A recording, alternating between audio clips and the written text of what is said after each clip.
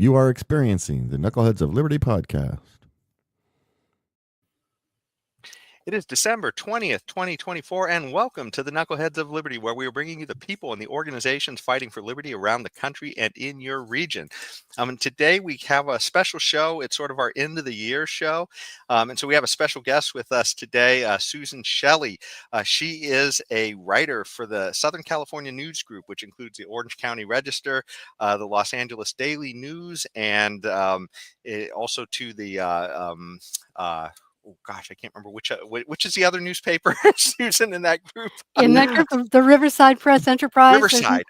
Okay. 9 yes, papers in all. 11 awesome. papers in all. 11 yes, papers. and she's also a writer for the New York Post as well, and she is the vice president of the vice president of communications of the Howard Jarvis Taxpayers Association. So she has a absolutely full plate, and so we're so happy that she took the time to be with us here today, because what we're going to talk about is some of the crazy new laws we've got to deal with coming into 2025 here in California. So this is every year I guess we get a bag of goodies left over from the from our lawmakers, and we've got to deal with it coming into the next year. So we're going to talk about some of that throughout the show. But before we do that, let me introduce you to the rest of the panel. In our upper left-hand corner, we have Leon, the word Brathwaite, last word in Liberty. He is a retired engineer in the state of California. And in our upper right-hand corner, we have Susan Shelley, and my name's Jason McPhee, and I'll be your host today. So we always start out with a Liberty quote of the day, and I think this is sort of an apt quote because it kind of gives people a sense of what this government is all about that keeps leaving us all these goodies. And it's from Bastiat, Frederick Bastiat, who was an assemblyman in the French assemblyman in 1800s France, an economist and an author, and has just a whole bunch of wise things to say. But this particular quote I thought was a pretty good one. It said, "In the minds of the people, law and justice are one and the same thing. This belief is so widespread that many persons have erroneously held that things are just because law makes them so. Thus, in order to make plunder appear just and sacred to many consciences, it is only necessary for the law to decree and sanction it." And I feel like that's so many things going on nowadays where the law just says that this is the way we're supposed to do things, and it seems like that's how we got into an upside down world. What do you guys think about this? I think this explains all kinds of craziness that we're going through. Maybe some of the, DEI stuff, some of the other things that just seem like we've turned justice on its head. What do you guys think? Yes, justice and taxation. If the government says that you have to pay a certain amount of money and other people can get a big check, people think that's the moral and correct way to do it because that's the law. And they don't really think about who earned the money and whether they have a right to it also, maybe a better right to it. Yeah. Indeed. Yeah. I mean, this really is that quote from Bastiat should be time stamped upon everybody's mind and in everybody's consciousness, because really and truly, when you look at what's going on right now in our society, in present day America, look at today what's going on. I mean, so many things have been turned upside down in terms of what is right and what is wrong. I mean, on January 6th, a bunch of people invaded the Capitol. All right, they have been prosecuted horrendously, quite frankly, and I hope Trump pardoned most of them. But look at what happened in the summer of 2020. Who was prosecuted for that? Okay, everybody was talking about go, go, go. We're going to fight for justice, right? Social justice. We were fighting for social justice. Look at what they were fighting for. But they were burning down our cities. And right here in Portland, right north of us here, there was a federal building. There were people in the building. They were trying to burn it down. But nobody was prosecuted for that. So what is happening here, we have reached at the point where we have a tolerance of violence, depending on who it is. If it's social justice, that is good, quote unquote. And we have these selective persecutions, which is turning the law upside down. I mean, I'm not here to defend Donald Trump. I don't want to do that. We could spend a whole show on that if you wish. But look at all these persecutions of Donald Trump that went on. 91 indictments that came within 6 months of each other? What was going on that? This was a government, the Biden administration in particular, trying to persecute its political opponent. So the laws of this land have been twisted and turned upside down, and we're in a very scary place if we don't do something about this and do something about it soon. Well, Leon, you got a lot out of that quote.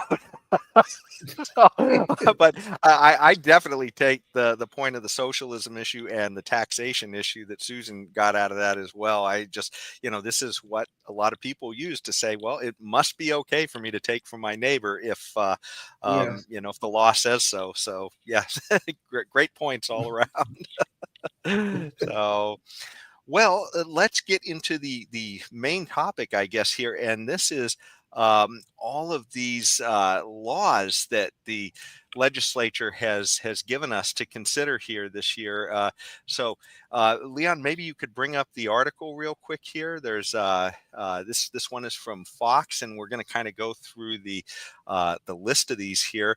But there, I guess I'll put it in the viewer's mind. Just think about it. How many would you guess that we have to think about? And these are just state laws, not necessarily other ordinances or maybe changes in federal law or anything else. But how many would you guess? Would either of you guys just care to take a guess? I know you guys kind of seen the list, so you have an educated guess on this. But it always seems like too many. However many it is, it's too many. There are just too many laws in California. You can't move in this state. You can't do anything in this state without checking with the government at 3 different levels, and it's very frustrating. Yes, and it all and not is only that. Detriment. Yeah, not only that. And Susan is absolutely correct. However many it is, Jason, it might be 50, it might be 100, and that doesn't even include the amount of regulations that come with these laws. Yeah. The other thing too that is so important is that all of these laws are going to have a date of effect. None of those laws, none of them, as far as I know, will have a date of expiration or sunset date. Right. So the laws will just go on, and they're almost there eternally. Every year we get these tons and tons of laws passed by our federal government and in our case, in our state government here in California. And how many laws do go off the books? We always expanding the books. We always expanding things for us to be persecuted for. But what happened to, do they take, and there's some time when you should take laws off the books? Seriously, they don't do that. And this is a real problem. I've seen them put tax increases on the ballot with a sunset date, but they always come back and take the sunset date off, just like 2-3 years before it's going to expire. There's always something else on the ballot to say, well, this is not a tax increase. And it's not a tax increase because it's preventing a tax from going down. So it's pretty frustrating. Yeah. It's Yeah, it seems like never ending. And by the way, if you haven't guessed yet, the answer is 38. That's what I counted. And I might be wrong. Maybe I missed 1 or 2 here, but 38, that's just these. And like Leon was saying, there's regulations and there's all these others. So if you don't know these things, then guess what? If you have no idea when you're violating the law, which means that you're always potentially walking this tightrope that you could find yourself on the wrong side at any moment. And that's a terrible place for a society to be. But let's get into this. And by the way, I wanted to focus on who the champion is, who brought us all these laws or cheerleads them all anyways along the way. And that is our Governor Newsom. So I have a little bit of a video here to show, I guess, what all these laws are going to do for us for the next year, because I feel like they take a lot of the joy and happiness out of most of our homes. So let's show this little clip, I guess, of kind of, I think, what's going on in the governor's mind. So, Leon, that's KOL number 1. Fireplace flue where the little Who stockings hung all in a row. These stockings, the Grinch, are the first things to go. Then he slithered and slunk with a smile most unpleasant around the whole room, and he took every present, pop guns, pampooners, pantookas and drums, checkerboards, bistlebinks, popcorn and plums. Then he stuffed them in bags. Then the Grinch very nimbly stuffed all the bags one by one up the chimney. And that's just a preview of what's to come in 2025. I think. So, anyways, hopefully our audience enjoyed that. I know we won't enjoy the actual laws very much for them. But anyway, so here we go. So we're going to kind of walk through most of these, but we won't get into all of them. But we'll at least tell you about them because it's just amazing how many there are. But the first one that we'll touch on is an area of I guess artificial intelligence and Hollywood. And so there's some interesting aspects to these, but there is an AB 2602, and it makes it illegal to use artificial intelligence to replicate an actor's voice or likeness without permission. And so I'm sure there's, a little bit of, detail and nuance that goes into that. But, what do you guys think about that? I mean, this is kind of a issue. We've seen movies like Star Wars where, they kind of brought back Princess Leia and other things like that, where people that have long since passed away, they've been able to kind of bring them back into our imaginations. Is that a good thing or a bad thing? What do you guys think about that? Well, I think these are good things. There are two laws here. There's AB 2602, which has to do with having something in the contract so that a performer has legal representation or union representation to understand that they're signing away their right to be digitally duplicated. How much of an option there really is. It's always take it or leave it when you want to work in show business. So I'm not sure it really helps that much, but it's something. And then the other one, AB 1836, no voice or likeness duplicated electronically without the consent of the performer's estate. This applies to deceased actors. And I thought this was especially interesting because James Dean, who had been dead for 64 years, appeared in a movie in 2019.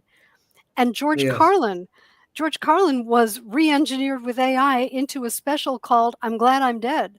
And his family sued over that. It's like, how dare they? How dare they take his performance, his intellectual property, his likeness, his voice, and monetize it without the permission of the family?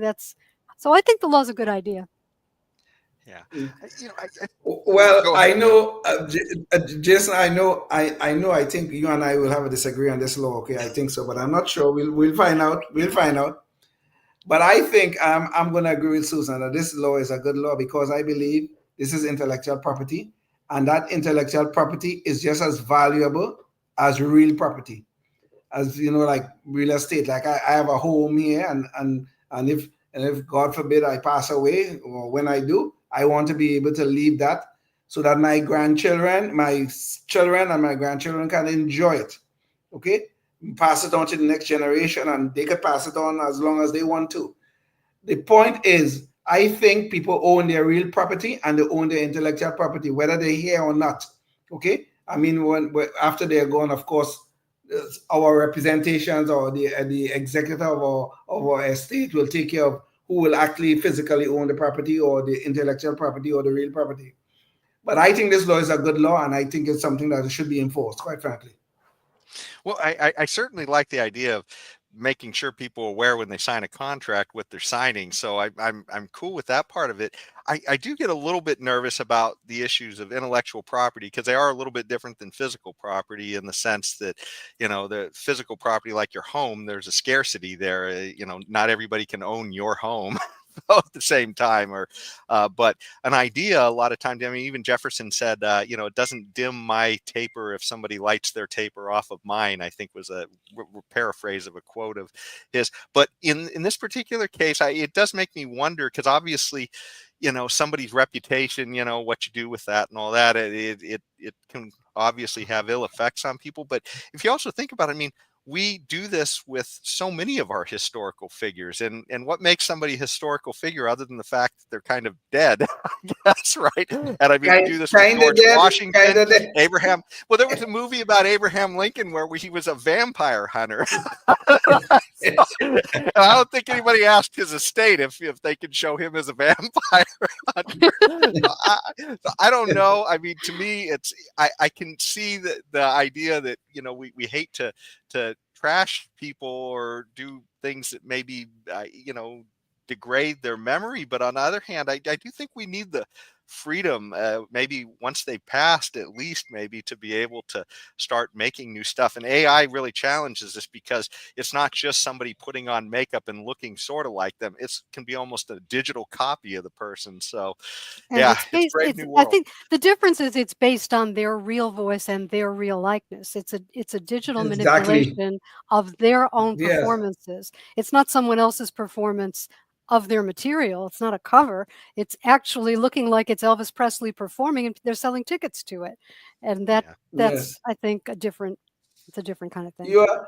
You're right, and you're monetizing this person.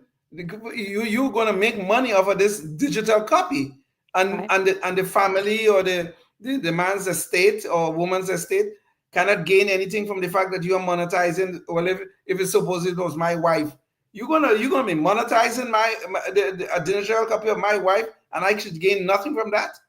There's something Right. wrong with that. And the other thing, Jason, the concept of scarcity. You say that, okay, like for instance, my home there's some issue of scarcity here, but people can buy substitutes, so near perfect substitutes of my home, and could have just the enjoyment that they Well, wish no, to have. Leon, the issue is the scarcity in the sense that it is an actual group of atoms that everybody can't have at the same time, right? I mean, they have to go get a different group of atoms that they can make look like yours or whatever. An Perfect idea substitute, is Jason. literally No. well, no. They are The perfect issue is if substitutes. well, Leon, I guess the way I'd say it is if one person say sings the song Happy Birthday, then the guy across the Okay. street sings the song Happy Birthday. Does that degrade at all your ability to sing Happy Birthday? And then if everybody in the world starts singing Happy Birthday, even though one guy may have created that song, everybody singing it at the same time doesn't degrade anybody's ability to. That's what I mean. Whereas, everybody can't have your house or your pair of shoes or your jacket. So the idea can be, is infinite essentially, whereas the physical good is scarce. So at some point you run up into the issue that everybody cannot own that same jacket or that same baseball card or that same painting or whatever it is at the same time. So but that's the clarification of it. But yeah. Okay. So there we are. I don't accept that clarification, but we could probably go around in circles all night. Okay, well, Well, let's if you think oh, about, sorry. commercial endorsements and that kind of thing, if you think about let's find our favorite movie star, let's make John Wayne endorse our canned goods. Let's make him endorse canned Yes. peaches. I mean, do they have the right to do that? Yes. Just because he's dead, they can manipulate Mm. his voice and his image from old movies, and they can make a commercial. Can they do that? I don't think so.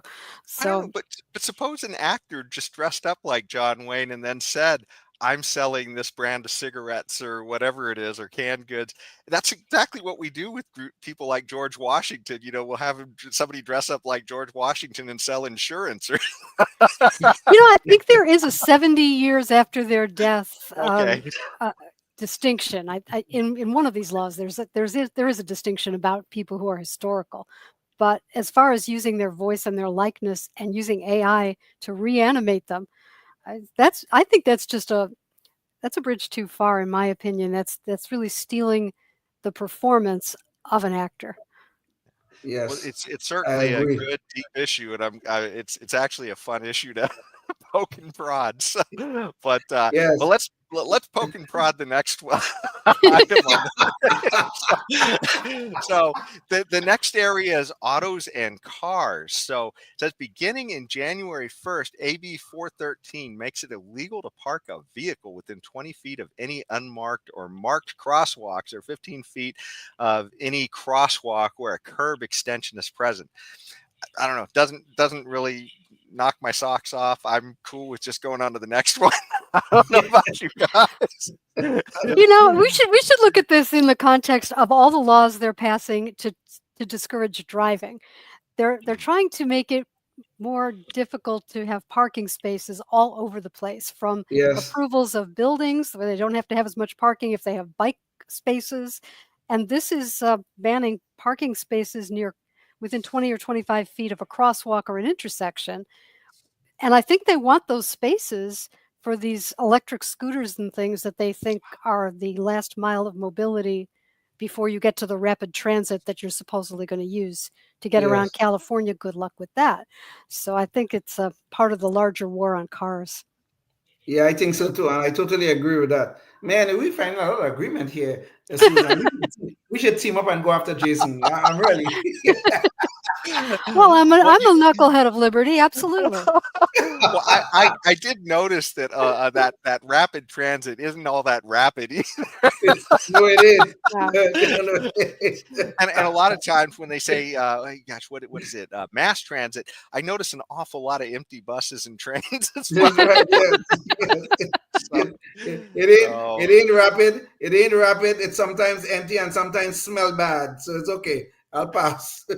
well, we are coming up on a law here, though, under these car things that I did have a big issue with, and that one is SB 1100 or 1100, and it says makes it illegal for a job posting to require applicants to have a valid driver's license. And essentially, what they're trying to say is, if the job doesn't require driving, you shouldn't be able to require somebody to have a driver's license. And to me, I just think this is crazy. I mean, if you want to form a relationship with somebody, a work relationship, it shouldn't matter what anybody else thinks. It should be what, if you want them to wear a blue shirt to your place, it shouldn't matter whether or not a blue shirt is really required to bake cookies or whatever. If you say, I want somebody with a blue shirt, then that could be part of the contract. So I don't understand why the government needs to get in here unless maybe they're worried that, you're going to eliminate people who maybe don't have identifications. Maybe that's the issue. I don't know.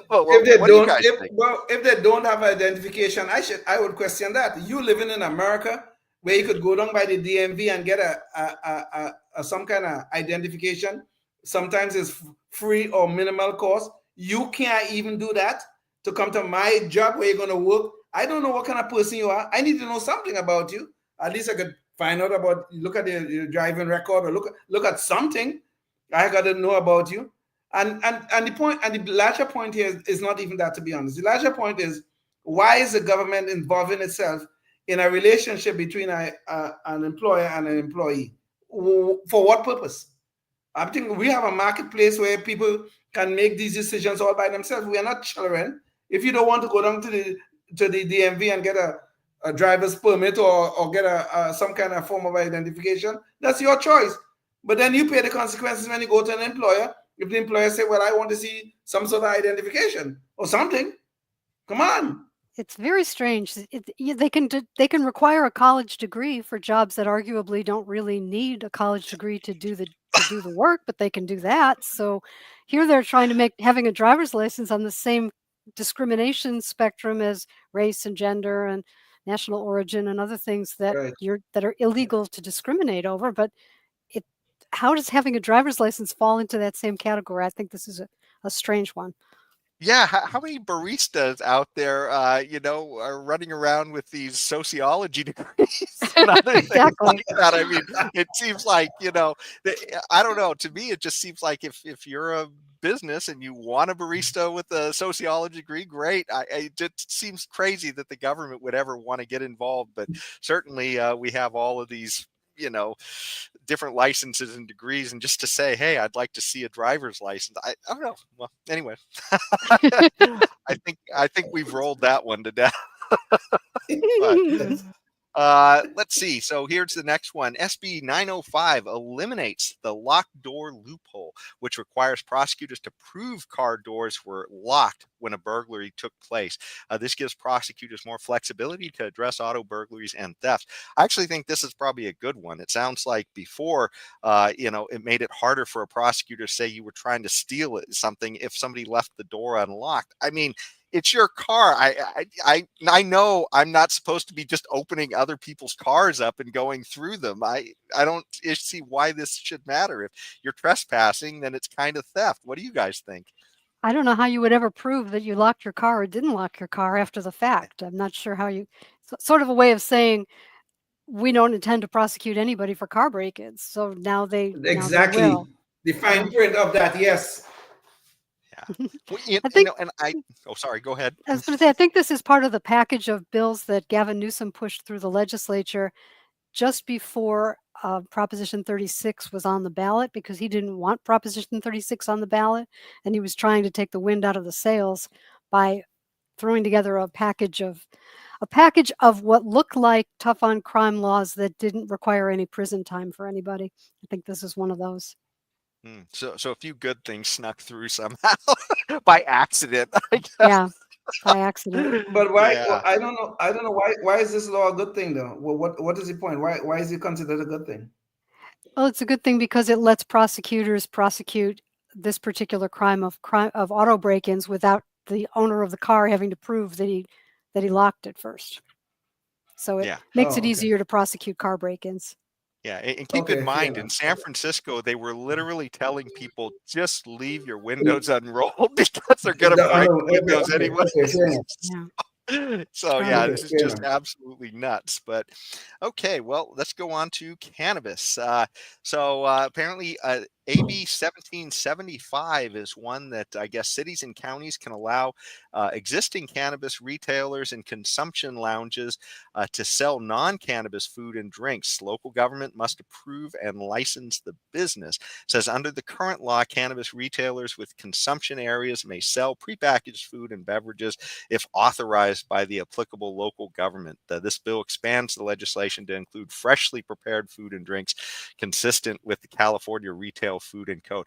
I mean, I'm sorry, if it's a legal business, why on earth can't they sell food? I just don't even understand. I mean, why we would have all of these little paternalistic laws, the nanny state telling us what we can and can't do. This just is nuts. What do you guys think about that? I think this is a good thing. It's expanding it, but why were we restricted in the first place? In the first case, exactly. No good reason. The drug is legal. The food should be legal. It makes no sense that the food should be a crime and the drug is legal. It makes no sense. Yes. Yeah. And it goes back. It goes back to the whole point, the nanny state, just like you said, Jason, the nanny state, that the government thinks it has a right to insert itself into almost every aspect of our lives. So even they want to come down to this point of, like Shirley said, the drug is legal. This is marijuana and those such a things. That's legal, but the food is illegal in the same place. I mean, what kind of ridiculous thing is this? Just think about it.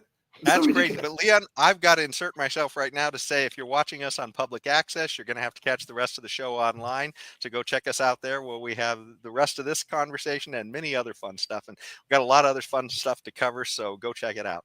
Okay, back to the show. So I think we're ready to move on to the next one. And these look like consumer laws. So it looks like AB 2863. Companies offering auto renewal services must give customers the option to cancel the subscription by the same method they used to subscribe beginning in July 1st. I don't know. I mean, it seems okay. It doesn't really do anything to me, this law, but what do you guys think? There are a lot of times that you will sign up for something that auto charges on your credit card, and then you think, I don't really want that anymore, but you can't find the place to cancel it. And by the time you find the place to cancel it, you have to call, and they put you on hold, and they make it really difficult. I think this is an effort to stop these auto charges that wind up being, a small amount for each person, but a lot in the aggregate. So it's a consumer protection. I think it's okay. Okay. It sounds like they put the cancellation cheese at the end of a maze. Exactly. To make it easier to find your way through the maze. Yeah. A lot of times the only way to cancel these auto subscriptions is to cancel the credit card and just let them go. And sign up for what you want again a second time. Yeah, no, it does seem that I way. mean, I could see it as some form of consumer protection, but I still think the problem here is that we have become too complacent, and we're expecting the government to protect us, and when they can't, and I mean, if this thing is such a problem out there, I think we as consumers and we as citizens of the United States should not be complacent, and we should more boldly seek to change things by either not being not giving that business our hard-earned dollars, or by withdrawing our subscriptions on our own until businesses learn to function in the marketplace at some level that is acceptable to us. So I'm not sure. I mean, I'm very skeptical of consumer protection laws that go beyond our rights as citizens and as consumers. I am always skeptical of these things, but the law is not a bad law, but I don't want us to fall into that sense of complacency that the government is going to save us and take us to some sort of consumer utopia. Sounds Well, it like you're certainly won't doing. do that. It sounds like you're doing our John Stossel, invocation for us. Why do we need all these consumer protection laws? Well, here's another one. AB 375 requires food service delivery services such as DoorDash and Uber Eats to provide customers with the first name and photo of their delivery driver effective March 1st, 2025. And I don't know. I mean, to me, it seems to kind of make sense, but I do feel like if this really makes sense, wouldn't companies just do this? I mean, because it doesn't sound like it's that onerous. Wouldn't they, if they really thought it was a security concern for customers, wouldn't they just do it on their own? What do you guys think about this one? Well, I've used some of these services, and very often the person who comes to the door is not the person that was pictured on the screen when I ordered it. So it's either a spouse or it's a friend or someone's using someone else's account. I'm not sure, but as a I don't know, as a personal safety thing, I guess you should know who you're opening the door for, and maybe it's intended to prevent mischief of that type. I don't know that this is actually a problem.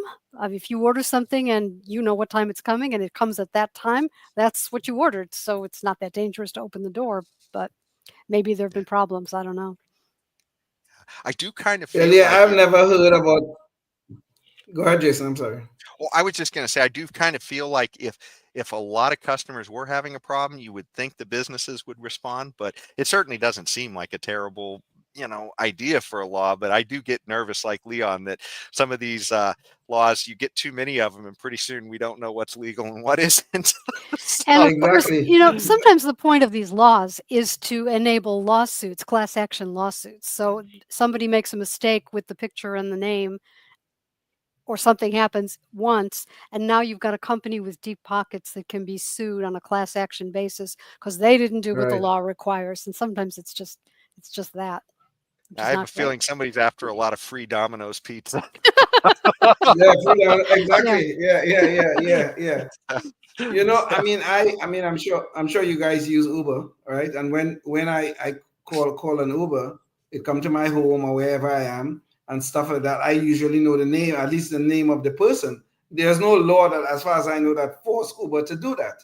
So if there was some issue, and like Shelley said, I mean, if there was some issue, and I would assume the company would be responsive to that. I mean, because Uber some years ago had a problem with a few of their drivers actually committing crimes. In one case, it involved a murder, and I think in Michigan or someplace like that. I think multiple murders. I think in some places like in Michigan. And I think because of that, Uber has stepped up their security, and they have all kind of guardrails now, to make sure that you're safe and while you're using their service. So if there's some problem with DoorDash or one of these other people, I think they would respond. I mean, I don't want anybody harmed when they order food or when they order Uber or anything like that. I don't want that, but I think the marketplace will respond if there was a problem. Well, this kind of makes me think almost along a similar line on this very next one. It has to deal with crime, and it's AB 3209. It says allows retail stores to get restraining orders against people sentenced for stealing, vandalizing, assaulting, or assaulting an employee at that store.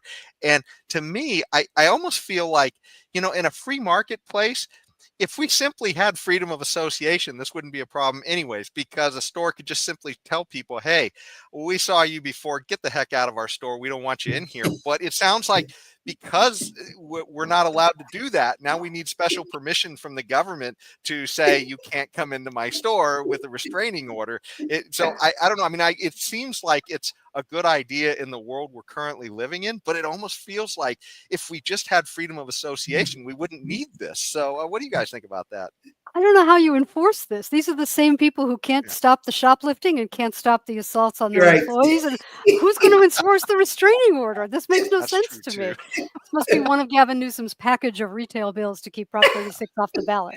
That sounds good. We're gonna help you. We're gonna let you get a restraining order. Oh, okay. Yeah. I guess now Yeah. we don't need to prosecute anybody. By the You see- time you get the restraining order, I'll bet they've robbed the store another 20 times. But go ahead. Yeah, exactly. And this gets back to the very problem that we were talking about earlier, and I think you were talking about the government causes a problem, Right. okay, and then lo and behold, they are our savior. The reason why we are talking about restraining orders for people who come into our stores and rob the stores, and as long as it was below 950 and all that kind of stuff, is because the government caused that problem. They caused that problem by passing, I think it was Proposition 47 or something like that. But now they're going to come and solve the problem for us. They're going to help us now. They're going to tell, oh, yes, we could get a restraining order and everything is going to be nice and wonderful. Again, they're going to take us to utopia. The same people who cause the problem. Okay, all right. That makes sense. Yeah. I just want to know when they're going to unlock the toothpaste. Tell me when we're there. That's right. That is so inconvenient. Well, there is one easy way to unlock the toothpaste. Just move to a red state. Well, I wouldn't call that easy, and I'm not leaving California. And That's true. It is a little bit of trouble. But funny that a lot of these problems go away in places that aren't sort of big cities run by Democrats. Yeah, true. Very Astonishing true. coincidence. Well, that takes us to the next one. There's Assembly Bill 1779 allows California district attorneys to coordinate with other DAs to consolidate charges for suspects in retail theft crimes that occur across multiple counties. And I guess I don't see a problem with that. I mean, it seems like, if they suspect that these people are doing this all over the place, why wouldn't you want to let law enforcement get together and try to consolidate their efforts to get these people? So that seems like a good one. Maybe that's part of that package you're talking about, where they were just trying to avoid taking away their what was it, Prop 47? Right. Yeah. So yeah. I think so. Yeah. This is something the district attorneys wanted because they had trouble consolidating charges if they were going to try and prosecute organized retail theft or repeated retail theft. It was difficult to consolidate these crimes across different jurisdictions, and I think this was intended to close that loophole. Yes, and I agree. I agree with that. One of the few good ones on this one. Yeah, I mean, going through that list, I didn't see very much to jump up about, quite frankly. I didn't. Well, that seems like a good one. Anyways, Assembly Bill 1960 creates sentencing enhancements for taking, damaging, or destroying property while committing a felony if the property value exceeds $50,000. Well, again, sounds like just another one of that bunch. It sounds like it just gives them another tool to go after somebody for doing a lot of damage. But I don't see a problem with this one. I don't know about you guys. No, I think it's fine. It's to address the broken windows and the smashed display cases and all the damage that's done to the stores in the course of committing these thefts, which weren't prosecuted as they could have been. Yeah. And by the way, that's one thing I wanted to mention for people as well, that a lot of times people, they see a crime and maybe somebody steals $50 worth of stuff or something else like that. But a lot of times, a lot more damage is done in the transfer of that $50. I mean, just as a little analogy, when I was younger, I lived in Midtown here in Sacramento, and I had a truck parked outside of the home I lived in. And when I came outside one morning to go to work at I used to have a job in the middle of the night, so it was like 2 o'clock in the morning or something. I come out and there's a brick sitting in my passenger seat. The window is smashed open. They have tried to tear out the radio and just managed to destroy that area of the dashboard and not get the radio. And they ripped out the ashtray that I had some change in. And so I think they got about $2 in change and they did this huge amount of damage. So I think this is one thing people need to understand. There's a really high price to crime that can go well beyond just the amount that was transferred. So sorry, Leon, you go ahead. I just wanted to make that I'm just point. wondering why this arbitrary $50,000? Why? I don't think there's a reason. I think they just pulled a number. But it has, you know, Lord. this has partially caused the insurance crisis in California, where a lot of businesses can't get their insurance renewed, or the premiums are skyrocketing. The lack of law enforcement on things like retail theft and vandalism raises your car insurance, raises your property casualty insurance, and it's not helping. So it's important to try and do something about it. Now, I understand the need to do something about it. I totally agree with that. Okay. But I just wonder why they take this arbitrary number of 50,000. Why it couldn't be 25? Why it couldn't be 10,000? I don't see any need, and or why it could be any damage at all. Right. Well, Leon, maybe the other question on the flip side of that is, why is $950 the magic number on letting people run out of your store with free stuff? Valid question. Valid question. I Yeah. totally agree. Valid question. Yeah.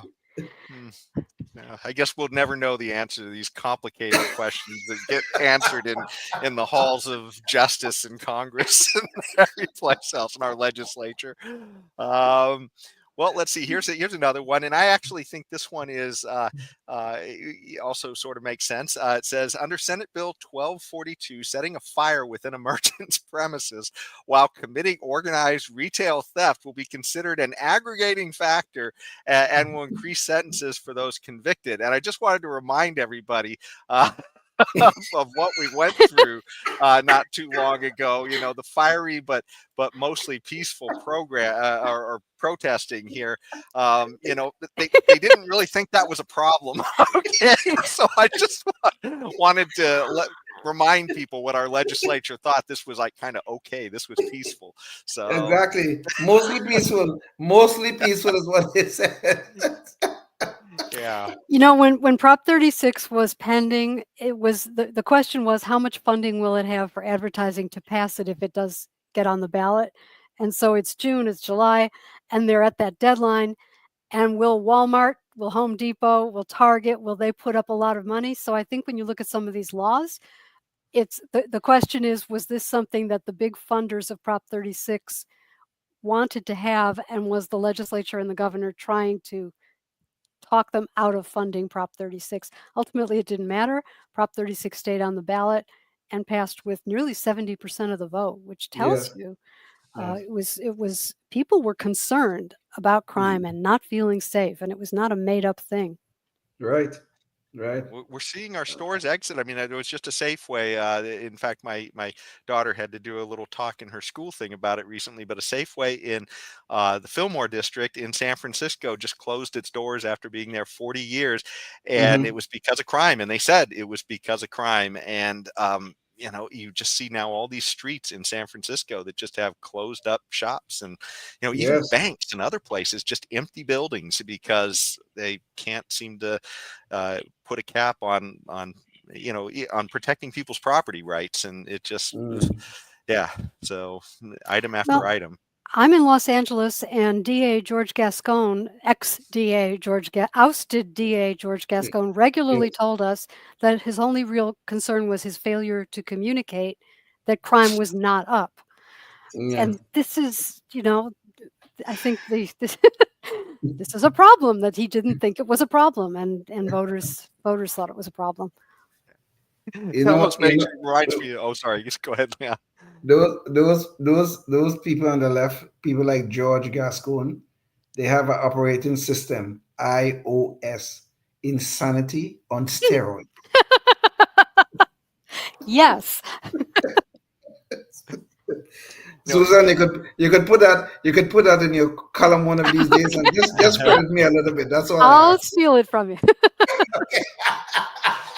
I couldn't help but thinking when you said he brought up a failure to communicate, I started thinking of Cool Hand Luke, but that was the exact opposite.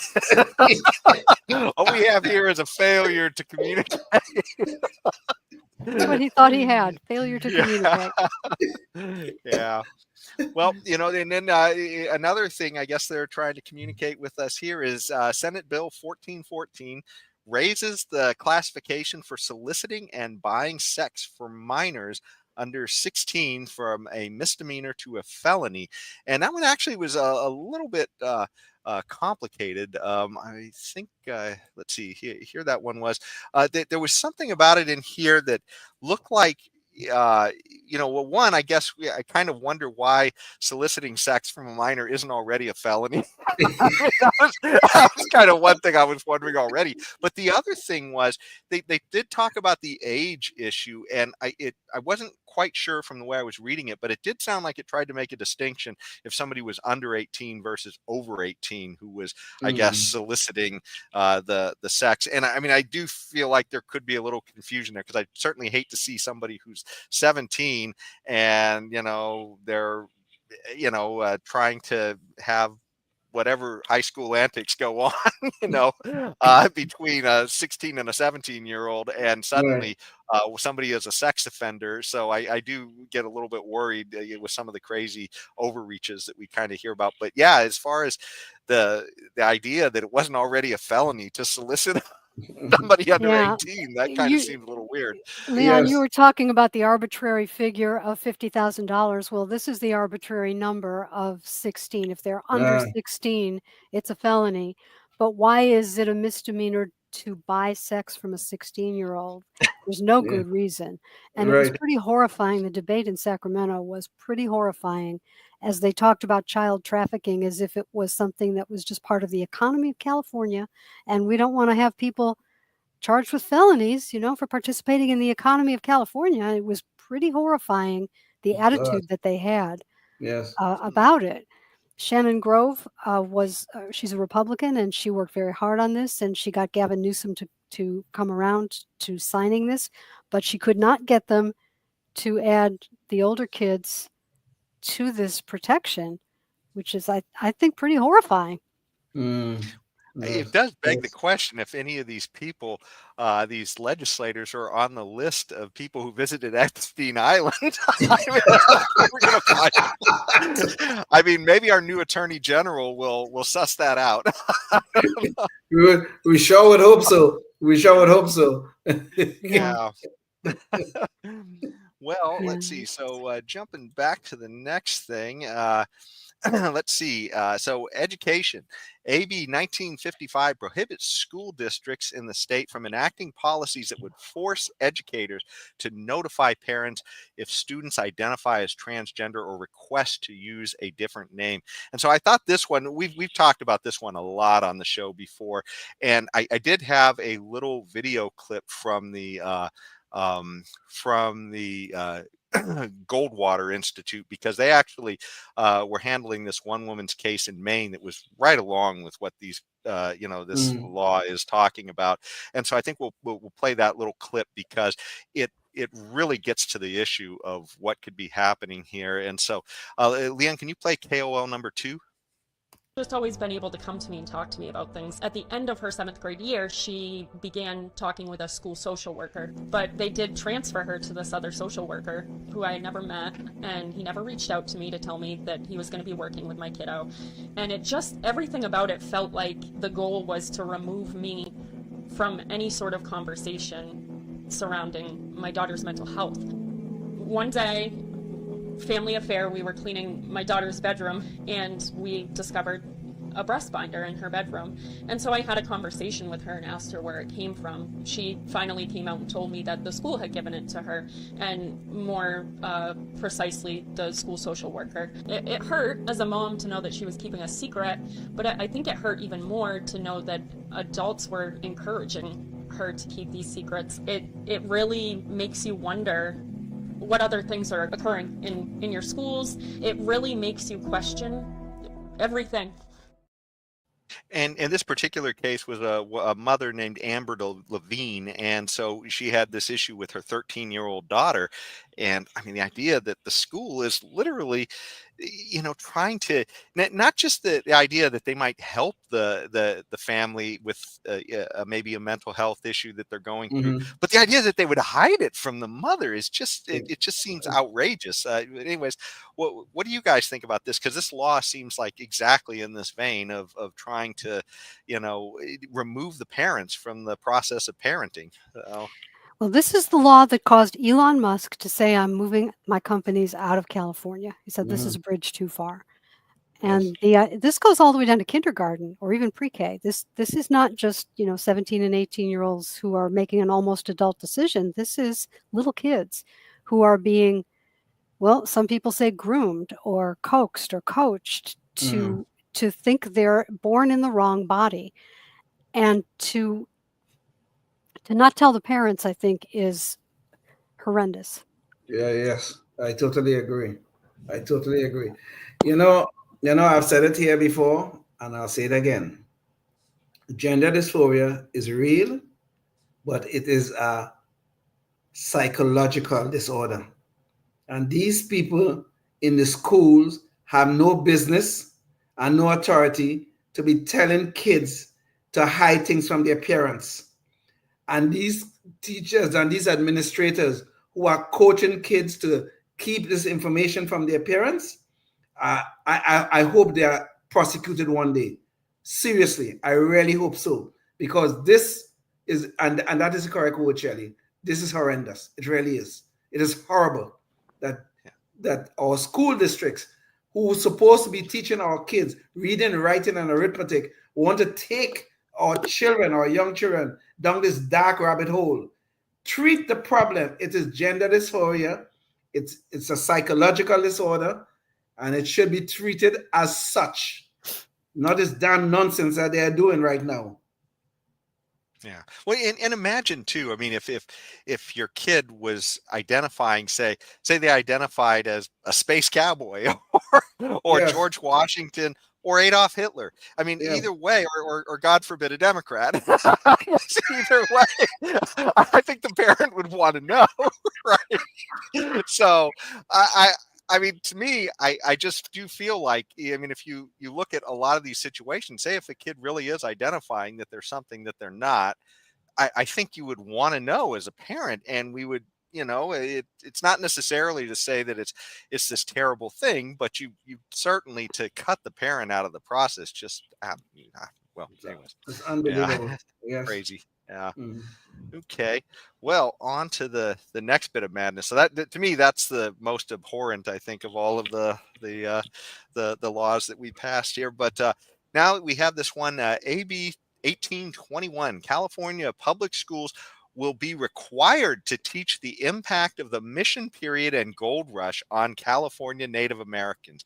I mean, again, it's like, I have no problem if a school teaches this, but the idea that there's going to be a law that says they got to teach this, I mean, Mhm. do you really know if this is, to me, I think you look at the failures that we have with kids in math. Maybe there should be a law that says math is priority one. I don't know. Yeah, yeah. Yes. Instead of worried Te- that they all know about the mission period, I don't think this is going to help anybody get that, dream job at the law firm or anything else they're looking for. So, No, this is really a little bit.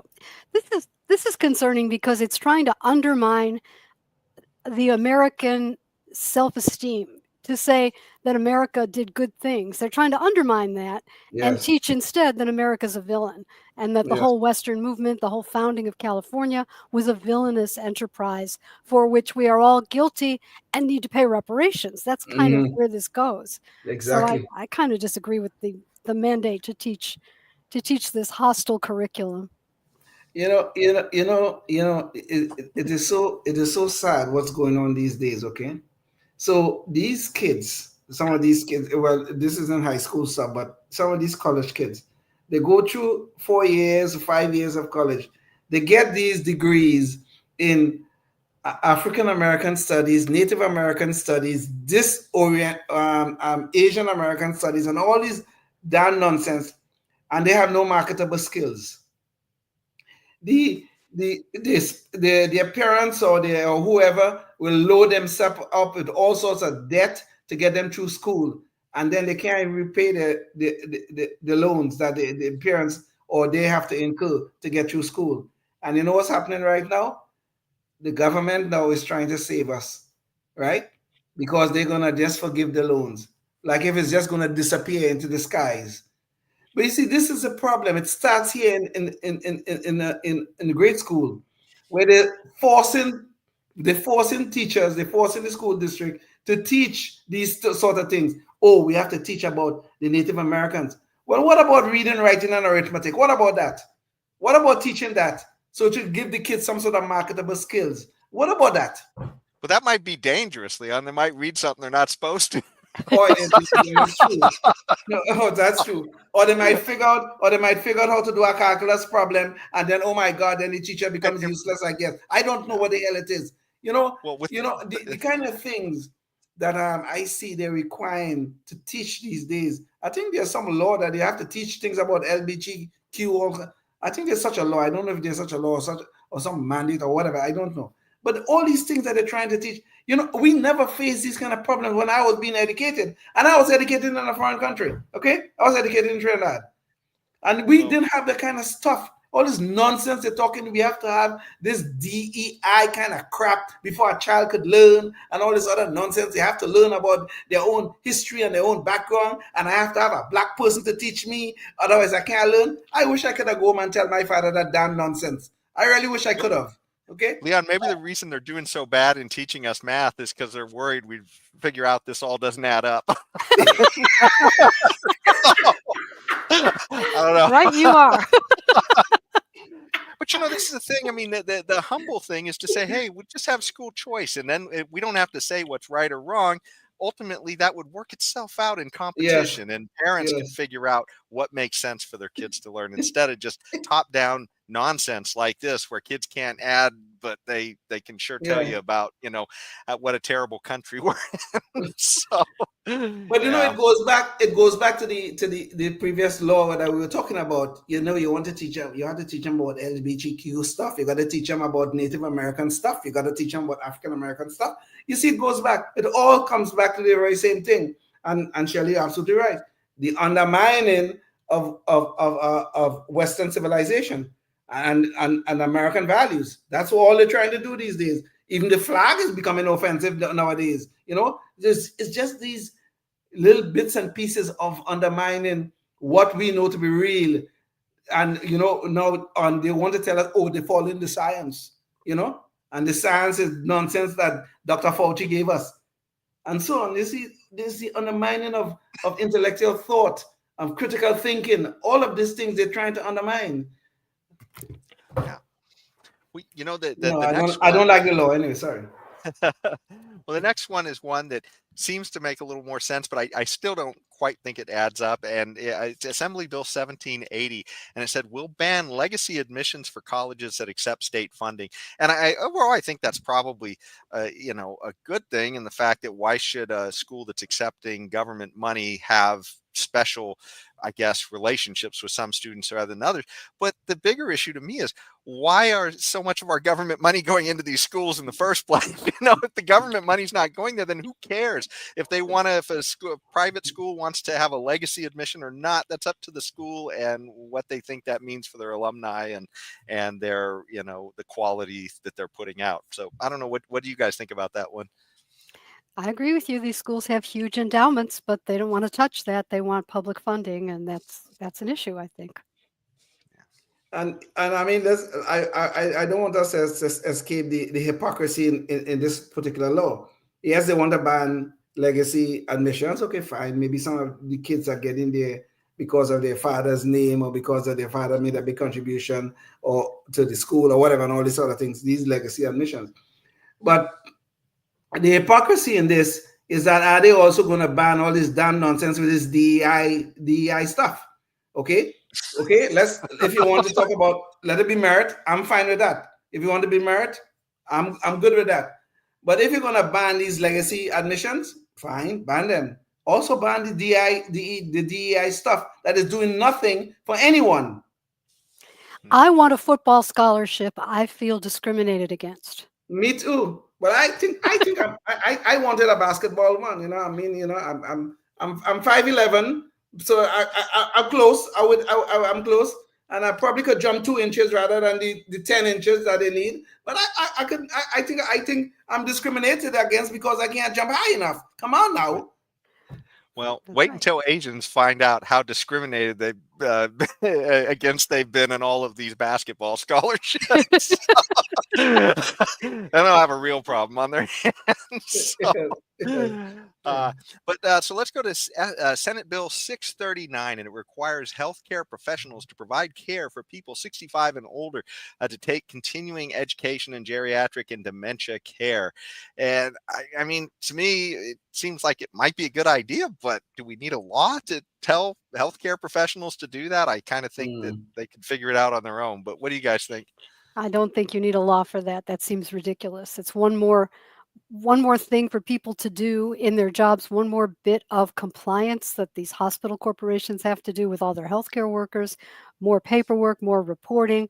If it's necessary, then the healthcare workers in the hospitals should be able to work that out without the government. And, you know, if it's not necessary, why are we doing it? And it gets back to what we were talking about earlier. The government want to pass laws, and all these laws are doing is invading our space. They want to be involved in every aspect of our lives. And this is the problem with most of these laws you're seeing here. And look, we're going through all of these laws here, okay? And some of them, a few of them are probably good laws. Look at which one of these laws is even attempting to promote liberty, to promote our freedom. Which one of these laws that we have talked about here tonight? I didn't see one yet. But we have all these laws that invade our space.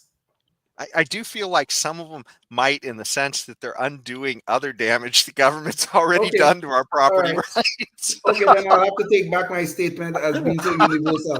I should say most then. Most. Okay. Yeah.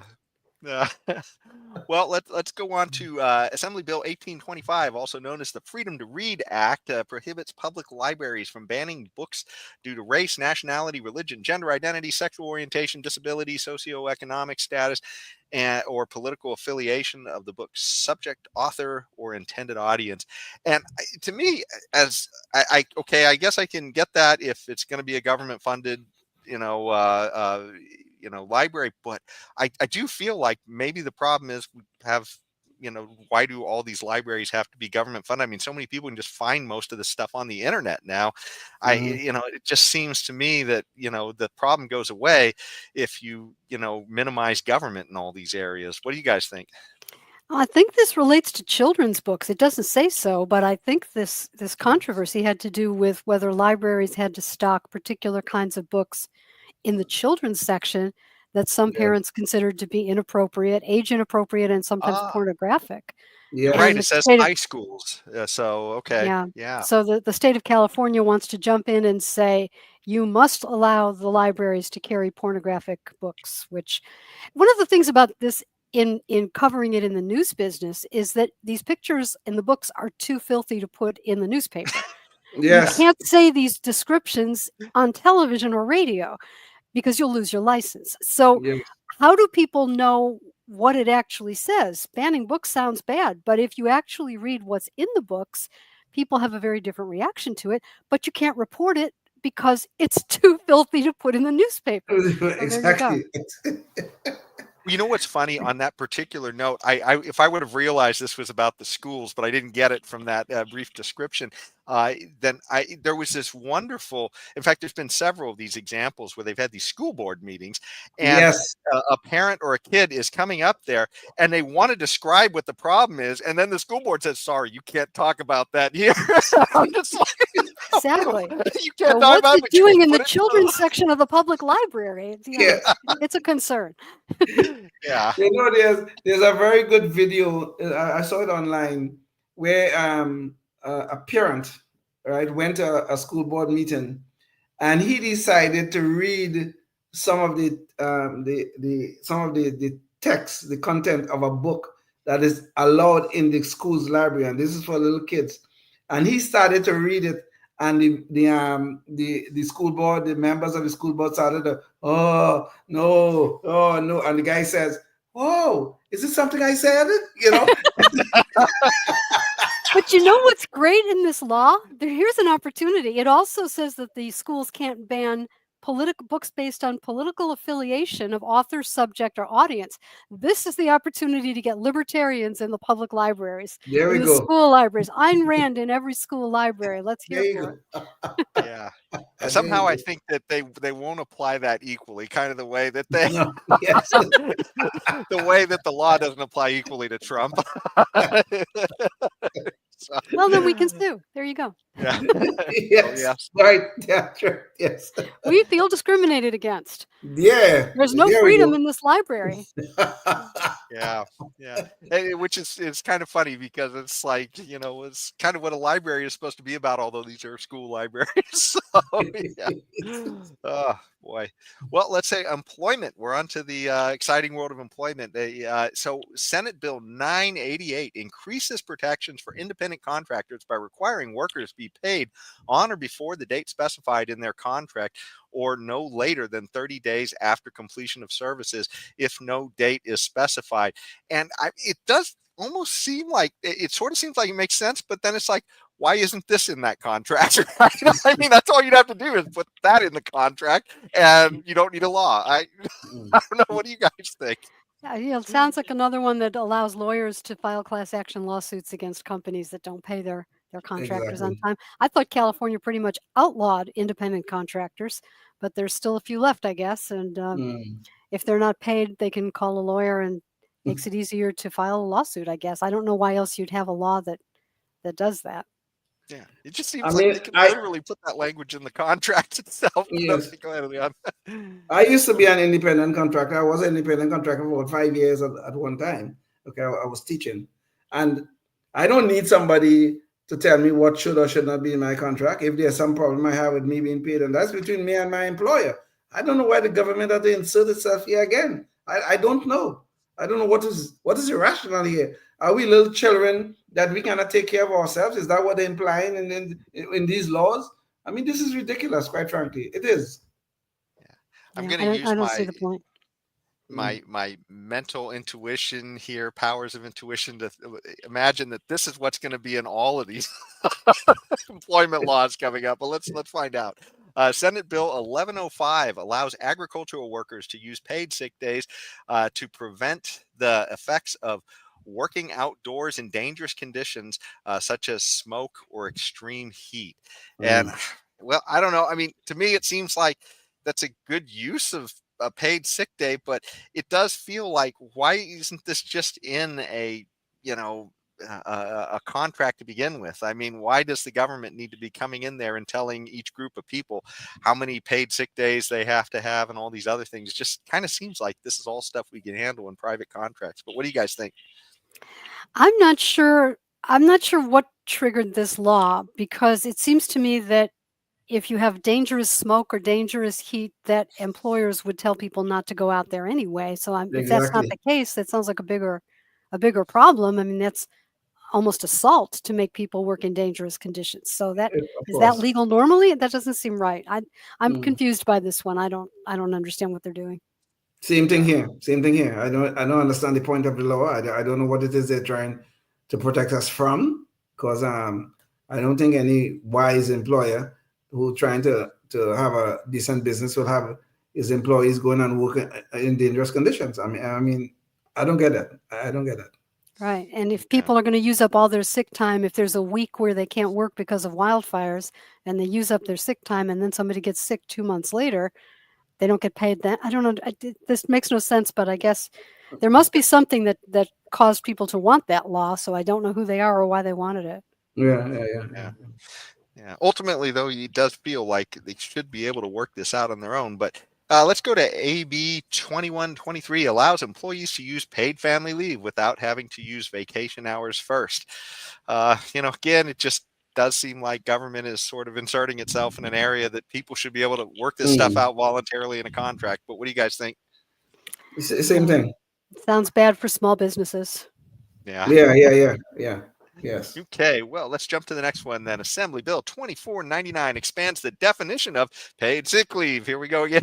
to include when an employee's family member is a victim of violence or the threat of violence, allowing employees to use sick time to help family members obtain a restraining order or to seek out services related to domestic violence or assault. I mean, it just seems like the legalese tied to paid sick leave is just Yeah. extraordinary. I don't understand why people can't work this out in a contract, but yeah. I think all these bills were sponsored by the company that makes those posters that have to be up in the workplace, because every time they add one of these, everybody needs to buy new posters. You So posters. The that, big that would poster explain lobby. it. It is all of these laws are just trying to take us to that nice, wonderful socialist utopia that is in Gavin Newsom's head. You know what I'm saying? That's all this. I do feel like we've uncovered a new big lobby, big poster.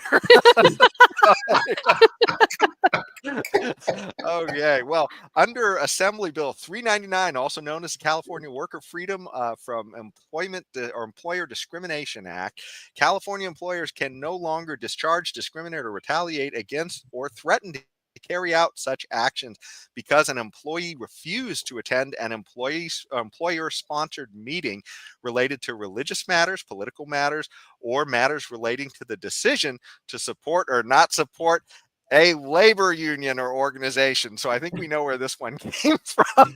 But it is funny, though, because the way that's written, I seriously doubt if there is a DEI session going on in the company and you say, I'm not going to attend, that's going to be cool with the company.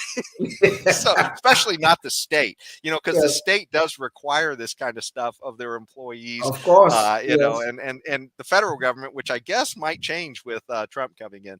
But anyway, yeah, what do you guys think? Well, public employees under a Supreme Court decision no longer have to belong to a union or pay fees to it. And the unions in California, they sponsored a bunch of legislation that gives unions access to everybody's phone number and email address and allows the unions to have mandatory meetings where it's explained to them that it would be best if they didn't stop being a member of the union. And this is sort of the opposite. This is if the company wants to have a meeting to explain why being a member of a union isn't necessary, why it's better if a company's non-union, that can't be made mandatory. So the pro-union meetings are mandatory and the anti-union meetings are not mandatory. And that doesn't seem like a level playing field, does it? No, it's not. And you're talking about the Janus decision, yes, and you're absolutely right. But on a personal note, for 28 and a half years, I used to pay union dues. They didn't call it union dues; they used to call it fair share, or some bullshit like that. Pardon my language. But for 28 and a half years, and then, well, of course, that changed with the Janus decision. But that was just about a year before I retired.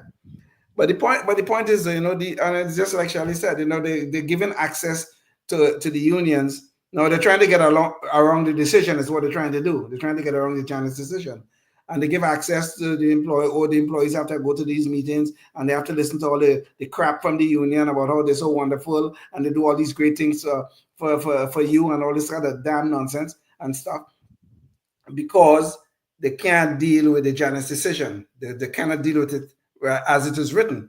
So they want to do everything they can to change it, but they can't. But they could still. California is so pro-union, especially those public employee unions, which are so powerful here in the state. The governor and the legislature are doing everything they can to try to get around these things. So these laws here that they're putting in here is just another attempt to try to get around the Janus decision. That's all they're trying to do.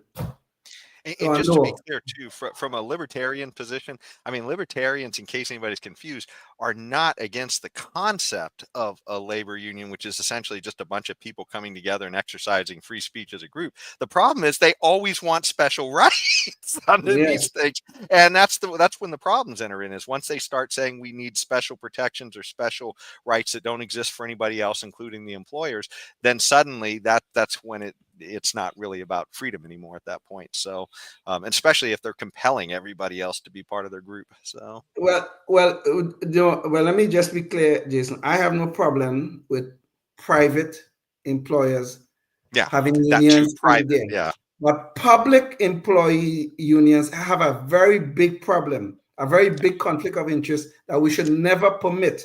Because what happens is these public employee unions will will help elect these Democrats, mostly these Democrats, and then the same unions go in and negotiate with some of these same people who they help elect. So who's standing up for the taxpayers? Nobody is in those negotiations. There's a big conflict there. So I don't think we should permit public employee unions to exist. I really don't. And even a hero of the left, FDR, agrees with you, because he actually did not want public employee unions either when he was president. So you see how wise I am. You see how wise I am. It started in California in the 1970s, and then you saw the cost of government go up and up, and the cost of education go up and up. And it was because of these public employee unions getting stronger and stronger and electing the people across the bargaining table from them, just as you said. And sometimes Proposition 13 gets the blame because that was 1978. But if you really want to look at the cost of government, take a look at when it became legal in California for public employees to go on strike and do collective bargaining. And there's an amazing coincidence there between the rise in the cost of government and the rise in the power of public employee unions. And the crazy thing is, government already is a collective, and it's making these decisions. And if you don't want to work for government, then don't work for government. But why would you need an extra collective voice within the collective of government already? I don't understand. So, what we need is a right to work initiative. We need something that that liberates people in California from the obligation to belong to a union in the private sector as well as in the public sector. That would change the politics of California in a hurry. Yes, totally. Well, I agree. That topic totally triggered me to the point where I want to talk about firearms laws. And so let's go to Assembly Bill 2917, which in this one actually doesn't sound like a terrible idea. It says threats directed toward a group or location will be permissible in court when deciding whether to issue a restraining order to prohibit a person from purchasing or possessing a firearm or ammunition. Now, I'm not one for red flag laws and all those other things, I guess, but or at least I'm highly skeptical on these. But it does seem like if somebody is literally saying, I'm threatening to do violence to that group, and then they want to go buy a gun the next day, I guess I am a little bit concerned. I don't know. What do you guys think about this one? I think it depends on how it's implemented, because if it's implemented where they take a comment on Facebook, which is not really directed at anybody, and they interpret it as directed at a group, and then they come after that individual for essentially for speech, I think that's a problem. So it depends on how it's implemented. Yeah. And this is the thing about some of these laws, and Shirley, you're so right, is the unintended consequences of these laws is what always concerns me. And even though the law on its face may look like, well, it's not too bad, right? It's not too bad, but it's the unintended consequences. Like you just raised this issue about these red flag laws. So, in many states, these red flag laws are so abused now. It's unbelievable. People get in the situation of like a divorce, and one spouse want to go after the other. They may use a red flag law to get the person in trouble. So all of these laws, even though on the face of them may look like they have some good, but it's the unintended consequences that really causes problems. You guys have won me over on this one. I'm with you. Okay. Assembly Bill 574 mandates that the register or record of sale include an acknowledgement by the purchaser or transferee that they have, within the last 30 days, confirmed possession of every firearm that they own or possess. And I actually have the, I think this is the bill. No, I guess I don't have that one up. But the NRA did talk about that one. And I am a little worried about this one as well, because sounds like this allows them to create a gun registry, is what it sounds like. If you buy a gun, then not only do they know about that gun, but now they know about every single gun you have, and certainly allows them to criminalize you too. If maybe you even forget about one of them, then suddenly you're a criminal. Woof, boy, that Yeah, seems pretty tough. this is terrible. It's none of their business. It's terrible. Yes. Yeah. And the Second Amendment is embedded in our Constitution, and we should not need the government's permission to exercise one of our basic rights. And this is what these laws, all of these firearm laws and all these other things and stuff like that, is for us to have to seek permission from them, from it, I should say. Well, them, because it's various levels of government. For us to have to seek permission from them, for us to exercise a basic right that is in our federal Constitution. Well, you know what's funny about this too is that this law only really catches you if you go in to buy something. But we just saw that, recent hero of the left shot a CEO on the street with a ghost gun, a gun that he created off of a machine. And yes. Yeah, and I mean, it was kind of funny because suddenly the left wasn't worried about gun laws at that point. It just absolutely, yeah. So in fact, they were too busy cheering to worry about gun laws. Of course. Yeah. So, well, California is one of the few states that does not have a Second Amendment equivalent in its state constitution, which means if you want to challenge these laws, you have to go to federal court. Right. And then you have to try to get them to the Supreme Court in order to get them thrown out, which has happened, but it doesn't seem to stick because California just keeps coming at the gun owners. And it's the lawful gun owners that are burdened by this stuff because criminals obviously aren't. Right, exactly. It is funny too that I didn't hear much of the left also complaining about guns when they were pointing them at Donald Trump too. Yeah. Yeah. Actually, some of them were celebrating and wondering, and probably was wondering why were not better shots. Yeah, it's like, why didn't you have one of the assault weapons? Yeah, exactly. God, God, sick. Yeah. Well, yeah, it's selective outrage. On to Assembly Bill 1483 eliminates an existing private party transaction exemption from the prohibition of more than one firearm purchase within a 30-day period. So it sounds like it's just another way to keep individuals from being able to make more transactions on guns. Against it as a libertarian, I don't know if there's anything good about this or not. What do you guys think? I think no, this is it's another attempt to find every possible way that they can ban firearms without violating the Constitution. And of course they can't. So they just keep trying. And I think it's really unfortunate that California is disregarding the Supreme Court's decisions on the Constitution, the Second Amendment, sometimes the First Amendment.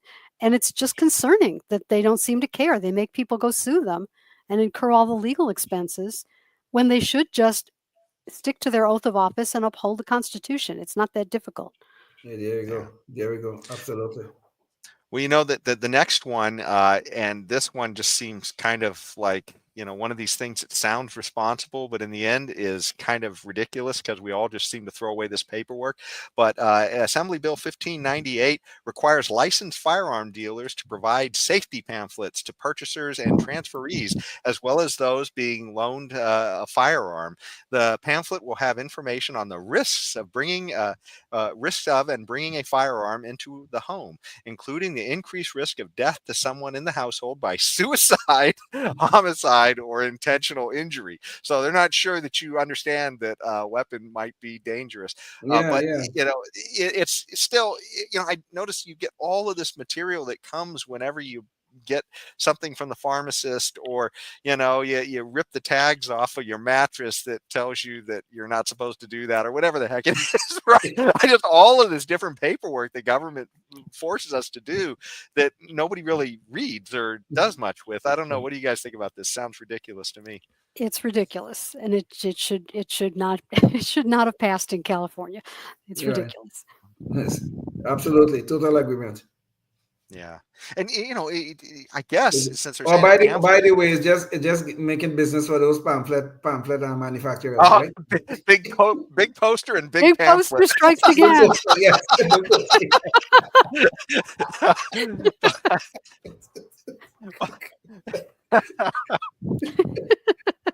One thing about the pamphlet too, they're requiring it to be a pamphlet, and to me, it does seem like you could always just say, "Hey, go look at my website, and I have some safety information there." That would not cost anything, but it doesn't sound like that's an option.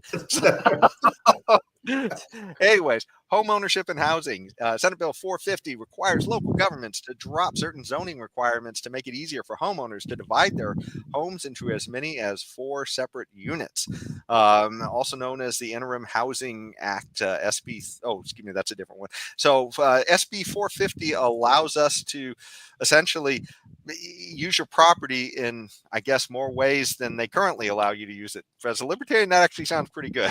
So I don't know what you Well, guys think about it, but I'm opposed to all of this. This is trying to make SB 9 work. Senate Bill 9 from a couple of years ago. Senate Bill 9 said that you could take any single family lot, any single family home, and you could split the lot, and you could have 4 units on that one lot where there was 1 unit, and you could have 2 homes and 2 ADUs in the back, and that was fine. And the cities had to approve it ministerially. They could not stop you from doing it. They could not charge you any development fees. They could not require parking spaces. And when you do something like that, it has an impact on everybody in the neighborhood because you're quadrupling the density of a lot, and it's going to require more water and gas and electrical infrastructure, and eventually more schools and more police and more road repairs. It takes the parking that other people have been using, and it has an impact on the whole neighborhood. Shockingly, after this passed, not a lot of people did it. One of the reasons is probably because the property tax bill goes skyrocketing high because make a everything is new change. construction. So it's not Yes. that great a deal to split your lot 4 ways. In order to get over what the author of the bill thought were the obstacles to making SB 9 solve the housing crisis in California, this bill was passed. And this says that the cities cannot deny, they have to approve within 60 days. If they don't approve within 60 days, it automatically is approved. So it speeds up the process of doing this. And also, it says that the local government cannot deny it because it has an adverse impact on the community. So they can deny it if I'm not even sure why they could deny it. They have to approve it ministerially. I guess if it's within the zoning of the neighborhood, if someone wants to put up a 6-story building, they can't do that. But they can do 4 units on one lot, and the cities have to allow it. I don't think this is a good solution. I think this is a way of taking away what other people have bought. Other people bought single family homes that didn't have density because they didn't want to drive around the block looking for parking near their apartment. And then you take this. Also, it has a political impact because you have all these homeowners, and now you've got 4 units on the lot and maybe 3 renters and 1 homeowner. And when you put a parcel tax on the ballot, only the homeowner pays it. The renters don't pay it. A parcel tax is a property tax. So it has, and also the bonds that they do for infrastructure, same thing. It's a property tax. So you're changing the politics of these precincts in a way that I think some of these politicians really prefer, to elect more people who are progressive Democrats and fewer people who are property rights concerned Republicans. That seems to be the part of the underlying plan. So I'm against this kind of thing. I think when people buy property in a single family zone neighborhood, that should be respected and not changed out from under them. Shelley, I didn't really understand. I mean, I read the summary of this law. I didn't really even understand the nuances of this law. So I really thank you for that summary. That sounds a very good summary of what's really going on. Seriously, thank you. Yeah, no, it certainly brings a lot to it. But the one thing I would say is I kind of wish that these things were done more under private associations. Like if it's a homeowners association, you go in, there's a clear contract that everybody's aware of. When it's government, it just feels like, I don't know, it feels like there's so so much less control, I guess, in the situation, if it's government making the decisions. But certainly if it's a, homeowners association, some of these are kind of crazy with their rules, but on the other hand, there's no way they're going to let you subdivide in that No, that's not homeowners true. association. Oh, really? These laws override the HOA CC&Rs. They override sure. them. The CC&Rs are unenforceable. If people want to put ADUs, if they want to take one house and make it 3 units, that is allowed regardless of what the CC&Rs say. Yes. And I just think it's wrong for the government to force that density into single family neighborhoods. I think it's wrong for many reasons. But absent government, an HOA is not going to let you do anything that's not in their charter. They won't even let you put up a sign in your front yard unless they approve it. True. And Susan, I don't know why I keep trying to call you Shelley. My apologies for that. Okay. Oh, that's okay. Everybody does that. Perfect. I have too many first names. I have too many first names. I have one in the middle. I don't even use it because it would just make it worse. So yeah. Don't worry about it. Okay. Well, I'm sure Gavin Newsom is now on the job, and we'll have a law next year. Gives them something to do. Well, I guess going on to the next one, though, I guess there's this Interim Housing Act, and it's Senate Bill 1395, and it makes it easier for cities to build tiny homes for homeless residents. So this seems like this is maybe a similar thing, except maybe it's just an issue of being able to downsize to smaller limits. To me, this is one of those areas that's kind of bothered me a little bit, because you do see that there are people out there. I remember seeing a case of some guy in Los Angeles who was running around, and he was building these tiny little sheds for homeless people just to be able to go to sleep and lock themselves up in. And then the city that couldn't manage their homelessness problem was then telling him he had to take them all down. But the tent was fine. If they're in a tent, or if they're in a sleeping bag on the sidewalk, that's all okay. So I don't know. What do you guys think about this one? Well, this is another CEQA exemption. We have this really burdensome law that stops the building of everything, and then the government gives exceptions when they want to, and this is another exception to the Environmental Quality Act. The argument is that putting these tiny home villages for homeless people in residential neighborhoods is not a great thing for the people who live in the residential neighborhood for a lot of reasons. You're talking about people who may still be using hard drugs. You can't withhold the housing from people who are still doing heroin and meth and fentanyl. That's fine. That's called the Housing First policy. If it's government funded housing, you cannot limit the people who come into it to people who are in a treatment program. You can't require a treatment program as a condition of the housing. So it creates, let's just call it, issues in the community when you bring a homeless community into an existing residential community. So I think there's resistance to having tiny home villages put in different places. And this is an attempt to overcome that. But the thing about the larger problem with all of these laws about this homeless issue and all that kind of stuff like that, all of these things are doing nothing but trying to treat the wrong problem. Okay? Yes, somebody is homeless, and yes, they need, nowadays they don't call them homeless, now they call them unhoused. Okay? I don't know what the hell that means, but that's what the new fancy term is. But the fact of the matter is, people are not homeless because they're unhoused. They are homeless because they have other problems, usually drugs, alcohol, and mental disease.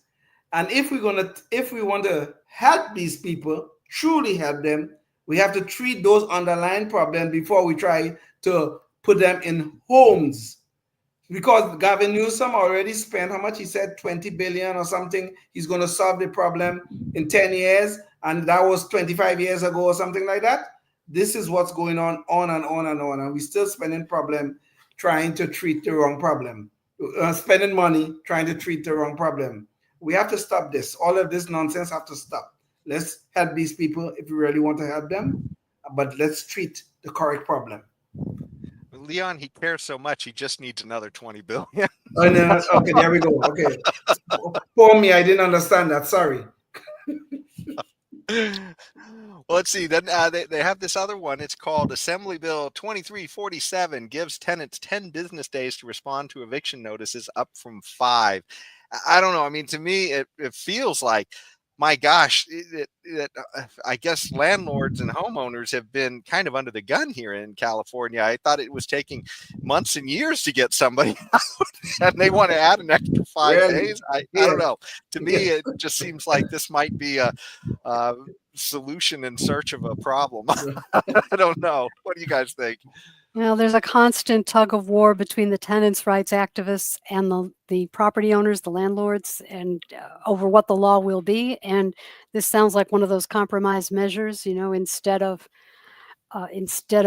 more rent control, they did this. That's kind of what it sounds. It doesn't seem to solve the problem for anybody, really. No, it doesn't. And I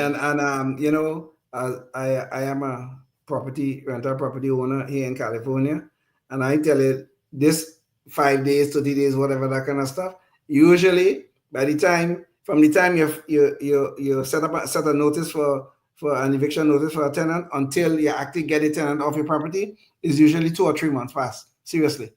So I don't know what this law is going to do, quite frankly. Yeah. You guys, we have gone quite long, but it does look like there's a light at the end of the tunnel. I guess we can try and burn our way through it if you guys are up for it. Sure. The lawmakers put the time into it, so I guess we should at least take the time to read it. We should honor them by putting the time into it too, right? There's a way of saying this. Okay, I got it. Yeah, I Okay. guess certainly most of the public won't, which is what they're counting on. So let's do it. Okay, so we have in the health area, Senate Bill 729 requires insurance companies to cover in vitro fertilization for I guess access will also be expanded to LGBTQ plus families. So I don't know. I mean, to me, I don't know. It seems like the majority of our healthcare problems is that we're trying to specify too much, have too much government in what healthcare does. And I mean, to me, I think we should be insuring things the way we insure our house for catastrophe, not for paint jobs or, broken fence boards or whatever. It just seems to me that, if we really insured for catastrophe, then we could just get government out of most of this stuff and just say, hey, look, you got a $500,000 policy or something. And, I don't know. What do you guys think? This seems crazy to me, just one thing after another. Well, every time they say the insurance must cover, that means the premiums go up. Somebody has to Exactly. pay for this. So this is going to make insurance much more expensive. Is it necessary to do this? I don't know that it is. And is it necessary to expand it to LGBTQ couples who can't have children the natural way if they don't want to do that? This just seems like a tremendous expense to mandate, and it's going to result in higher insurance costs.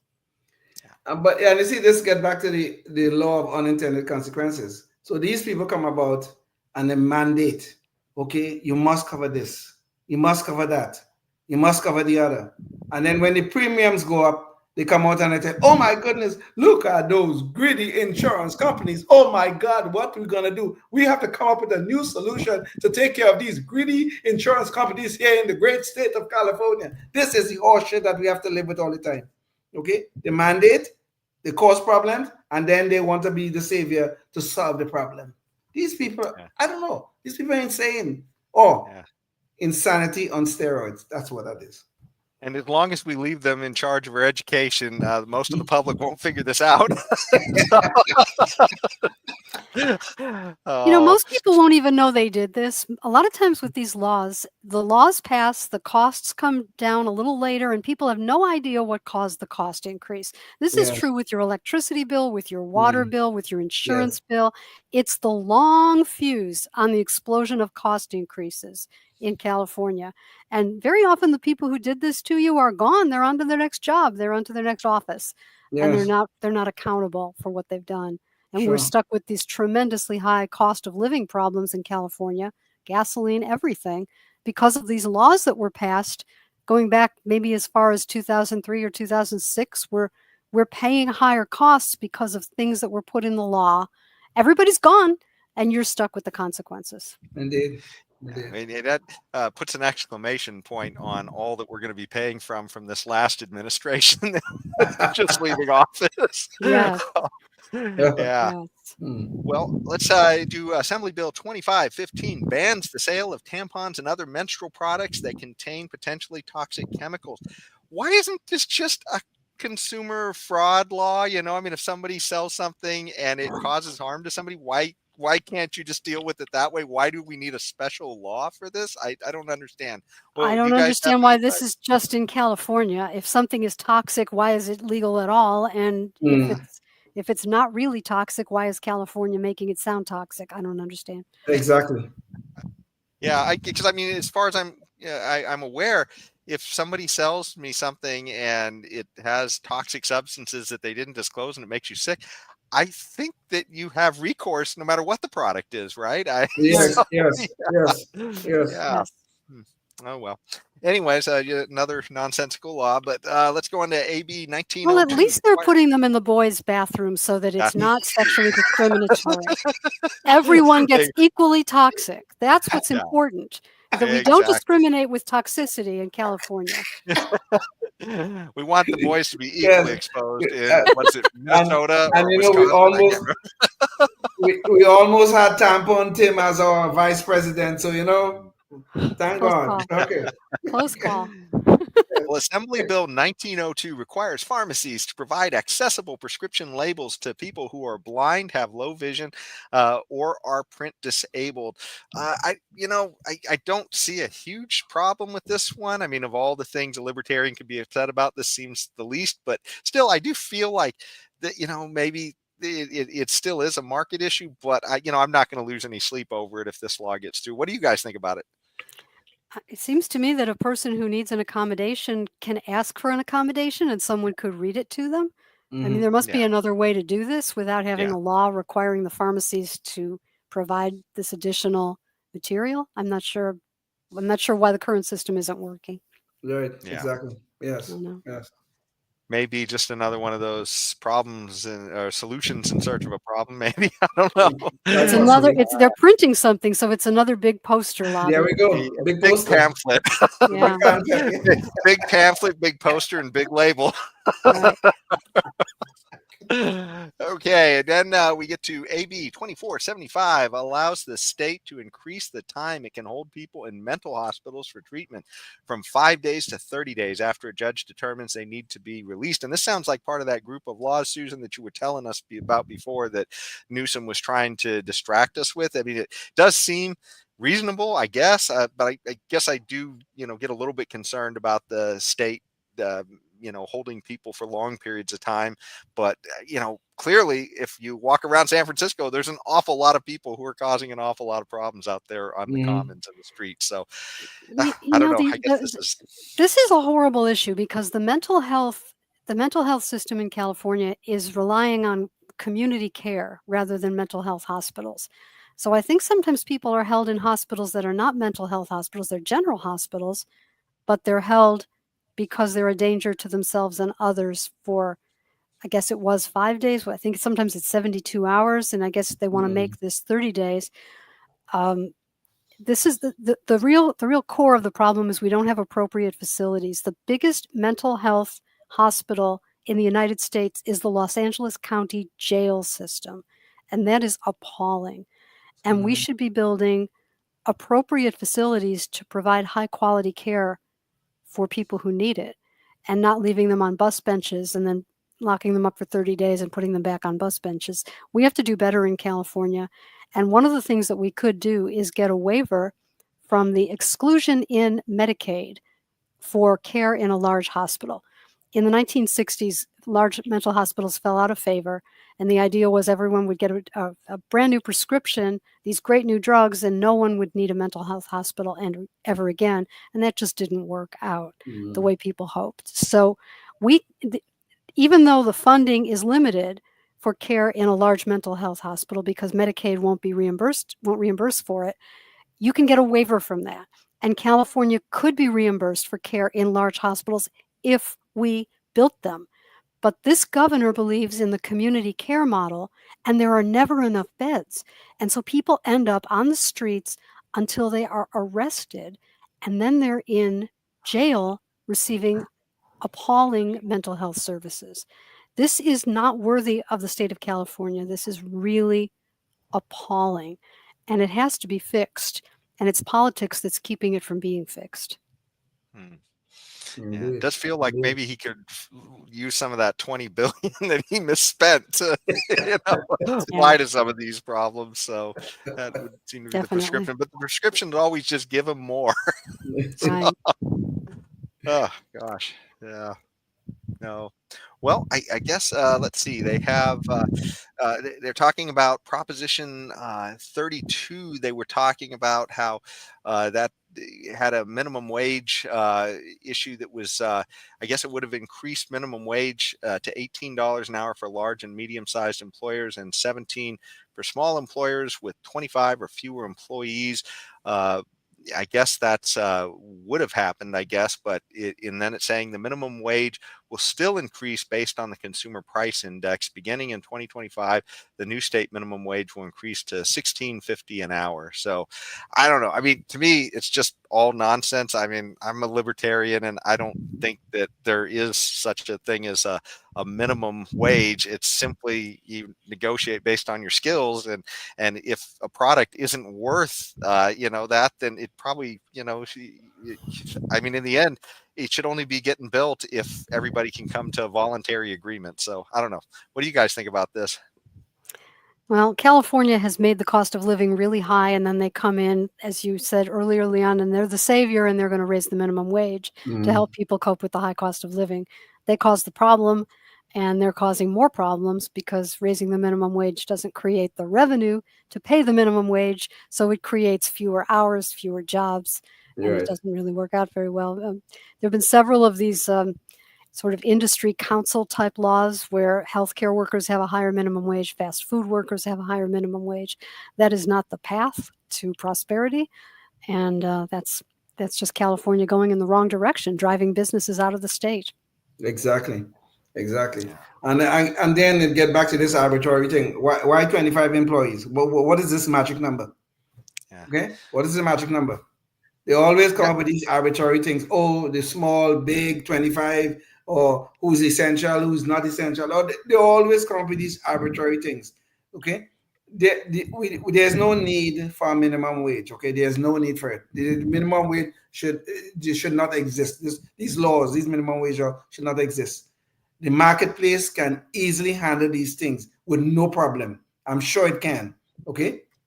So even so, if the minimum wage was such a good thing, why is it only $17.50? Why is it not $200 an hour? Why not? If it's such a good, wonderful thing, we should make it as high as we can go.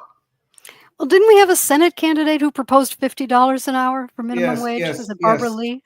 Yes. Yep. Yes. Yeah.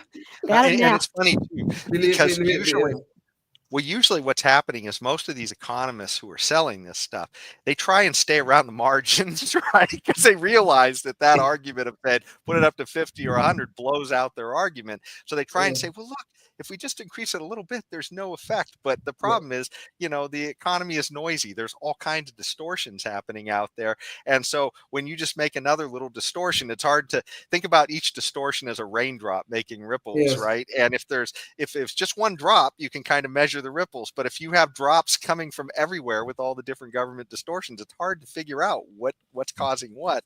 And that's what they're counting on. But boy, you drop $50 or $100 an hour, and that's going to be like dropping a bucket in that puddle, right? And they realize that, and they know the jig's up, so they always stay away. Barbara Lee didn't realize that. She's thinking about running for mayor of Oakland. Heaven help us all. Yes, for sure. Jeez. If that's the good economic sense they need in Oakland.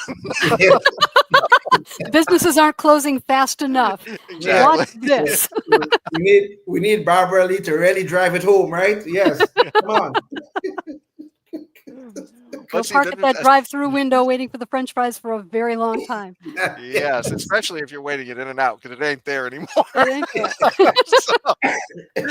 there. But Assembly Bill 2017 prohibits state chartered banks from fining customers when they try to withdraw money but have insufficient funds in their accounts.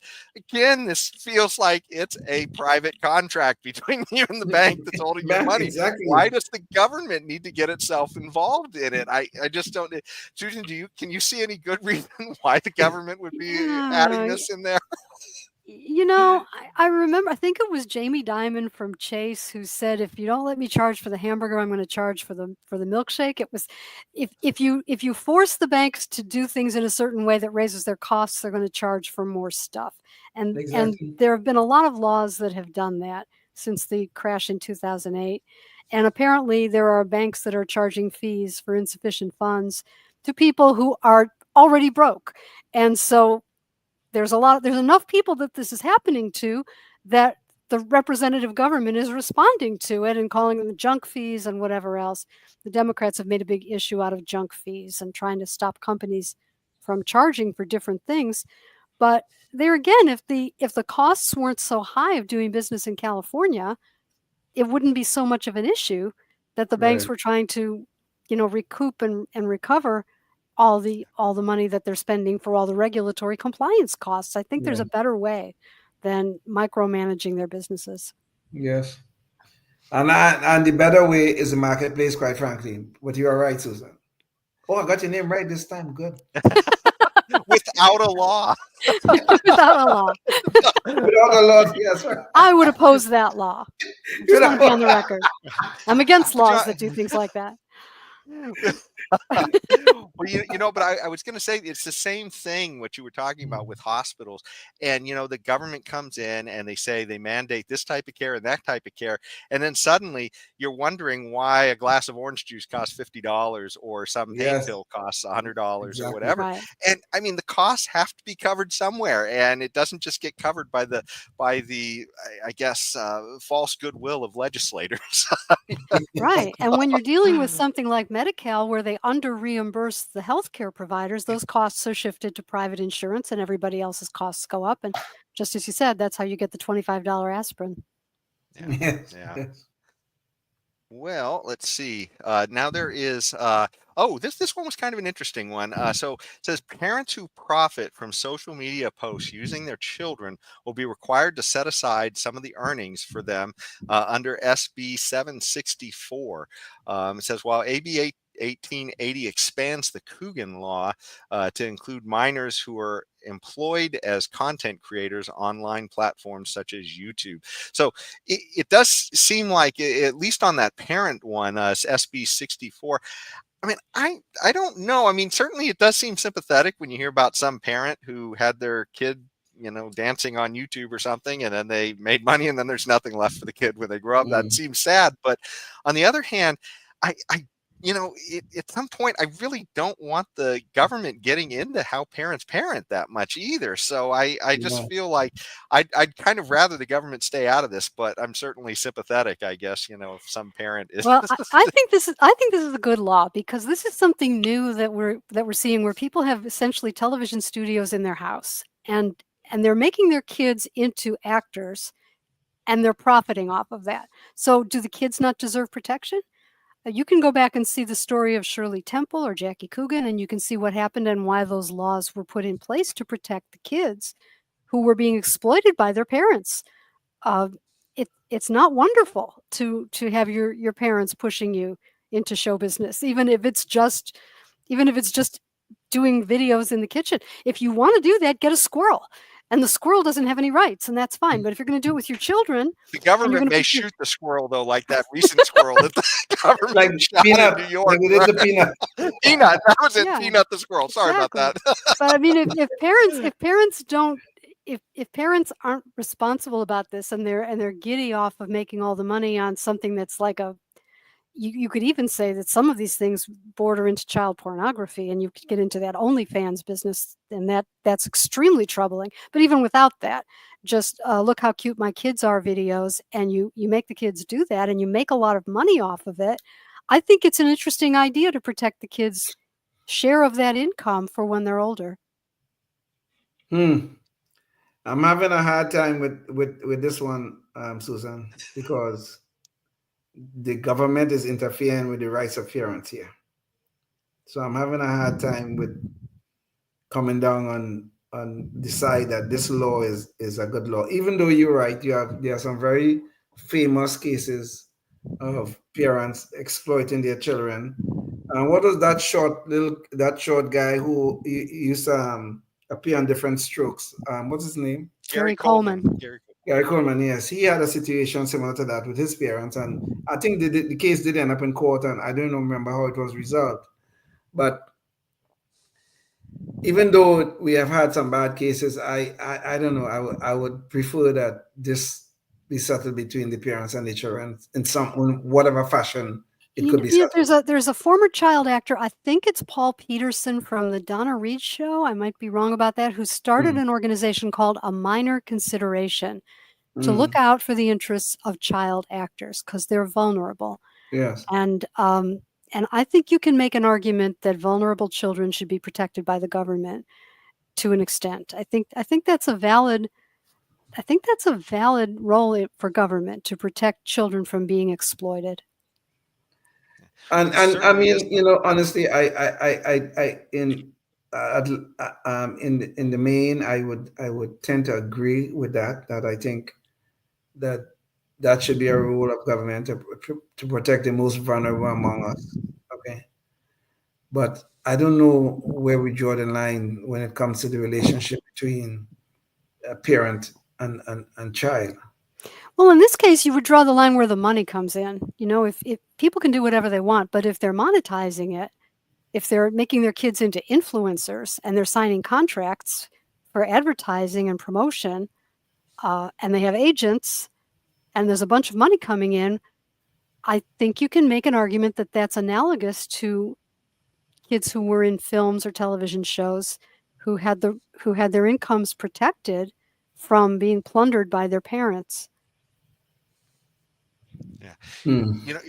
There's a lot of overtones with this as well, with the whole this goes down a whole rabbit hole, I guess, but me and Leon debate all the time too, the parents' role in allowing kids to do some of these things like this this transsexualism stuff that is transgender stuff that's being run rampant in society now. And there is this weird line once you get to the point where, should the government speak for the child, or should the parent, or should it be a combination of the two? And how far should the child's voice be in this? It just is, wow. It's a tough, every time the kids are involved, it's always a tough question. So yeah. And we've spilled a lot of words over that together. Yeah, but yeah, I'm actually surprised Leon's on this side of the argument. I know. I was waiting for you to raise that issue. Okay. Well, I would disagree with the law that said parents couldn't have their children become influencers. If parents want to do that and kids want to do that, I don't think the government should stop them. But in terms of protecting the funding, the money that comes in from it, and making sure that the kids are not exploited for money and then grow up and don't have money for college because mom and dad bought real estate at the beach, I think there's an argument to be made that the income portion of it should be protected.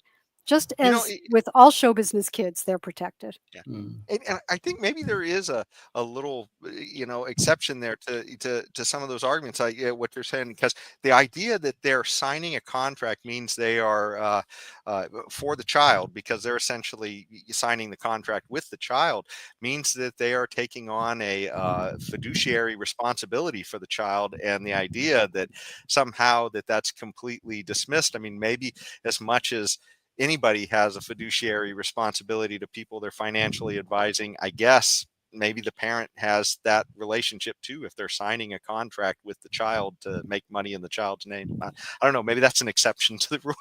I'm thinking. I don't know. Anyway, I'm just spinning my wheels.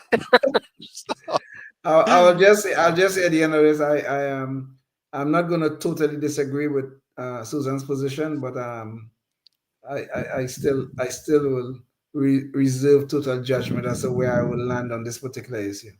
Mhm. Well, finally, there's one last thing. We made it to the end of the list. Thank God these guys stopped making laws at some point. It's not infinite. But this one had something to do with Newsom signed legislation giving the state 3 new official state symbols: the banana slug, the Dungeness crab, and the black abalone. These are all the state slug, the state ocean or crustacean, and the state seashell. Who knew we needed a state slug? Tell me this. I would say we don't have any shortage of state slugs in Sacramento. I thought it was called a politician, the state slug. I seem to have an excess of them, but maybe that's just my opinion. Yeah. I can't even disagree with that. I can't. Well, just don't say they never did anything for you, because they gave you a state crustacean. Yeah, that's right. There you go. They have their priorities straight in California. We can't afford gasoline. They're trying to get rid of electricity. They're trying to get you to sign up for demand control of your electricity. Demand response, they call it, because we don't have enough electricity to go around. And they're trying to mandate an electric car, which won't charge because we don't have enough electricity. But we have a state crustacean. Yeah, and not enough charging stations either. Which we found out the federal government spent a ridiculous amount of money so far for only 7, but maybe there's more to come. But so we've spent quite a while getting through all this. We did have a Knucklehead Noise Patrol, but I don't know if you guys are totally exhausted or if you want to go through it or not. It's usually something funny, but that was pretty funny what we ended on. So I don't know. Did you guys want to do our Knucklehead Noise Patrol or not? Up to you. Yeah, your call. Okay. Well, you know what? I think this is end of year, and this has been a long trial for President Trump on the campaign trail, almost as long of a trial as it was for us getting through all these laws that we're going to be subjected to in 2025. But at the end of the trail, he managed to become president, and in the end, he actually was recognized for that by Time magazine, which is usually kind of an honor. There's a lot of, significant people who've been given the cover of that magazine, but MSNBC kind of had a different take on it than that. So, Leon, can you play the video KNP1 so we can see what MSNBC's take was on Trump getting Time magazine Man of the Year? Magazine's Person of the Year. Well, today, Donald Trump celebrated securing that distinction for a second time. And let's remember who else has been given this title in years past in the same category: Adolf Hitler, Joseph Stalin, Ayatollah Khomeini, and Vladimir Putin. In fact, Stalin won the distinction twice, just like Trump.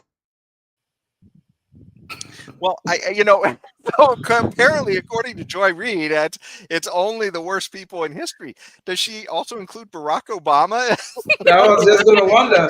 I think Barack Obama won it twice also, didn't he? I'm not sure how many times he won it. Does that make him Hitler? Yes, it does. They're all Hitler. That's the new rule. Everyone you don't like on the internet is Hitler. I think Barack Obama bias is coming. Yes, I think Barack Obama became Person of the Year in 2008 and in 2012, I believe. Okay. Pope Francis was also Time Magazine Person of the Year, and so was Ben Bernanke, who used to be the head of the Federal Reserve, and it could go on and on and on. So Joy Reid, a whole bunch of Hitlerian figures. I'm telling you, man, those people are some real Hitlers. Really, you got to be careful with them now. I mean, even Saint Bach is a Hitler now. Joy is really showing us the way here. Really. Well, I think the Time magazine photographer was red-pilled because he gave President Trump the Lincoln Memorial angle, where the viewer is at the knee looking up at the face. That is the Lincoln Memorial angle right there. I think somebody's a secret Republican at Time Magazine. Either that or somebody's about to get Good fired point. at Time so they're about to get canceled at Time Magazine. But it is funny though, because these people, they try and act like, where is the bias, in the news? They can't imagine there's any bias. And But, here's an article that MSNBC wrote about this. And of course, you saw the article that well, at least with Trump, essentially they say Trump is unsurprisingly Time Magazine's Person of the Year again. And then it said the publication's annual designation has little to no importance, even as it picks have courted controversy. This year, it seems more pointless than ever. So, yeah, no bias there. But of course, when Barack Obama won it, it was kind of like the President Barack Obama is Time Magazine's iconic Person of the Year. tell me it is. Tell me Managing editor Rick Stengel revealed Wednesday as he unveiled the 2012 cover on Today. He's basically the beneficiary and the author of a kind of new America, a new demographic, and a new cultural America that he is now the symbol of, is what they said. Of course, with Trump, it was more pointless than ever. I'm telling you, man. If he's not Hitler. We gotta lift up Saint Barack, and we gotta tear down Hitler Trump. That's what's going on there. Okay. Well, they tried all year and it didn't work. They tried for several years and it didn't work. So that's the moral of the story is it didn't work. It didn't work. Hopefully that's the continuing story for the Democrat Party for years to come. Yes, I hope so too. Yes. Didn't work. It didn't work. To the point where that's all we say about the Democratic Party is it didn't work. but if you look at the blue cities, it will never work, right? Yeah. Well, certainly you'd look over at San Francisco and all of the businesses are going to say, well, something's not working there. But, this does bring up the question as we go into 2025. We've just seen all these, laws, mostly onerous, that are headed our way. What are your guys' hopes for 2025? Is there anything that you guys are really hoping will turn around, or something that you're hoping is going to happen in 2025? Well, I have high hopes for the Trump administration finally changing things in Washington. They seem to be really sharp, hitting the ground running even before they're in office.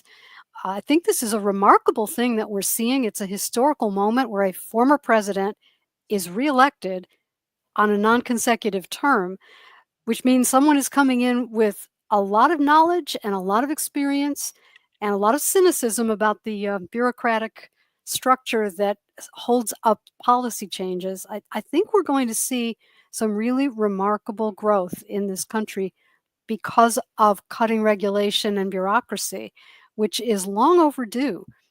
We've had about 100 years of building up this administrative state, and it's too big and it's too powerful, it's too unaccountable, and this really feels like the first time it's threatened, which is a good thing for freedom. Mm-hmm. Yeah. Well, I feel like this great land of ours is like the Titanic out there in the ocean, inching its way towards the iceberg. And what I think is the election of Donald Trump is our first opportunity to steer ourselves away from that iceberg. Because if we do get to that iceberg, that is a point of no return. So my hope for 2025 is Donald Trump will be the captain of the Titanic that steers away from the iceberg. We tossed that other captain overboard just in time.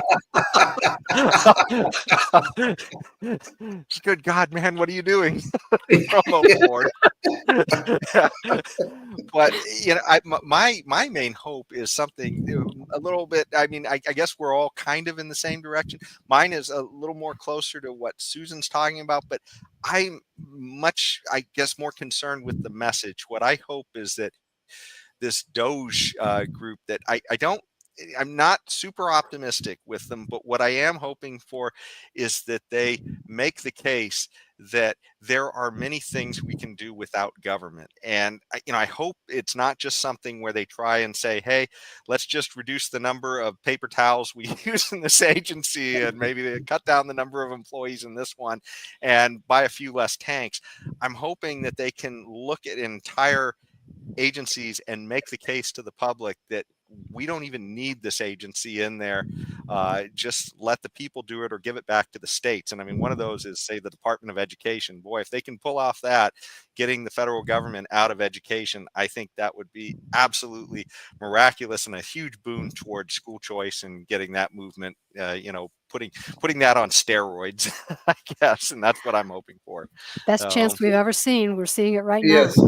I think all three of us are saying the very same thing. Okay, honestly, because the government is bloated, like Susan spoke about. It's bloated, and it's threatening our freedoms and our liberties. That's what it's doing. But that is like us in the ocean heading towards that iceberg.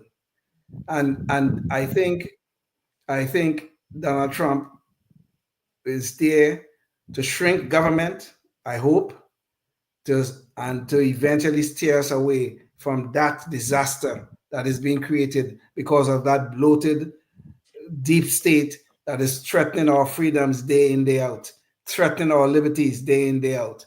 So I think we're all saying the same thing. Maybe we're saying it a different way. Of course, Susan is far more eloquent than the rest of us, but what Well, in my opinion, Trump is a political reaction to all the changes that happened after the 9/11 attacks. I think people got angrier and angrier. Everything from standing in line at the airport and being searched in America to the secret surveillance without a warrant that we learned about, the low interest rates forever that rob people of the value of their savings, the inflation. I think people got angrier and angrier. And by the time we got to 2016, they were throw the bums out in both parties. And we saw Bernie Sanders on one side of the spectrum and Donald Trump on the other, defeating all of the people with more establishment views, and in Trump's case, with government experience. And I think he was a reaction to all of that. And then we had this 4-year interregnum with Joe Biden trying to take us to communism virtually, and we're seeing the reaction again. So this is the pendulum swinging, and it's a good thing.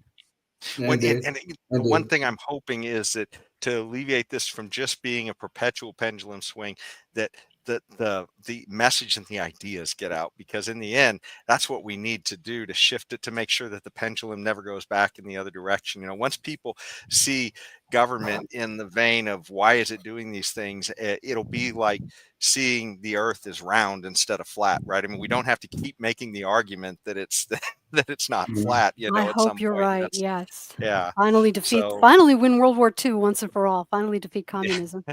As we're at the end of the show, I just wanted to bring up Susan Shelley's places where you can go find more of her stuff. So she has an X page where you can go find the stuff that she writes about there. And you can also, when we talked about the Southern California News Group, she has a page on Los Angeles Daily News, and you can find most of her articles there as well. So definitely encourage people to go check those things out. Susan, was there anything else you wanted to point anybody to? I have an author page on the New York Post site, which you can look up. And you can find me at the Howard Jarvis Taxpayers Association at hjta.org. And I encourage everyone in California to join the Howard Jarvis Taxpayers Association so your voice is heard in California. It's a great organization. Awesome. Well, thanks so much for joining us here today. And this has been great. And I think it hopefully helped at least people realize how much there is to know about all of these crazy laws that are coming our way and will continue to come our way if we don't make some changes. So, you know, hopefully people got something out of this. But I tell you, you know, if you're out there and you're watching until the next show, try and think of what you can do in your community, because in the end, you know, this fight for liberty, it's not just about somebody like Trump in office. All of us have to do something. You got to figure out what you can do in your community to advance the ball for liberty. So try and put your thinking cap on before the next show and think about what you can do then. Remember, we literally just had the president of Liberland on the last show. He's starting a whole new country. So I'm sure there's something you can do out there. So thanks so much for joining us. And until the next time, stay tuned and stay free. Yes, indeed. Thank you, Susan. Thank you. Life, liberty, and the pursuit of happiness, always and forever. Thank you for listening to the Knuckleheads of Liberty podcast. Find us on Facebook, Rumble, YouTube, your favorite podcast network, and at knuckleheadsofliberty.com.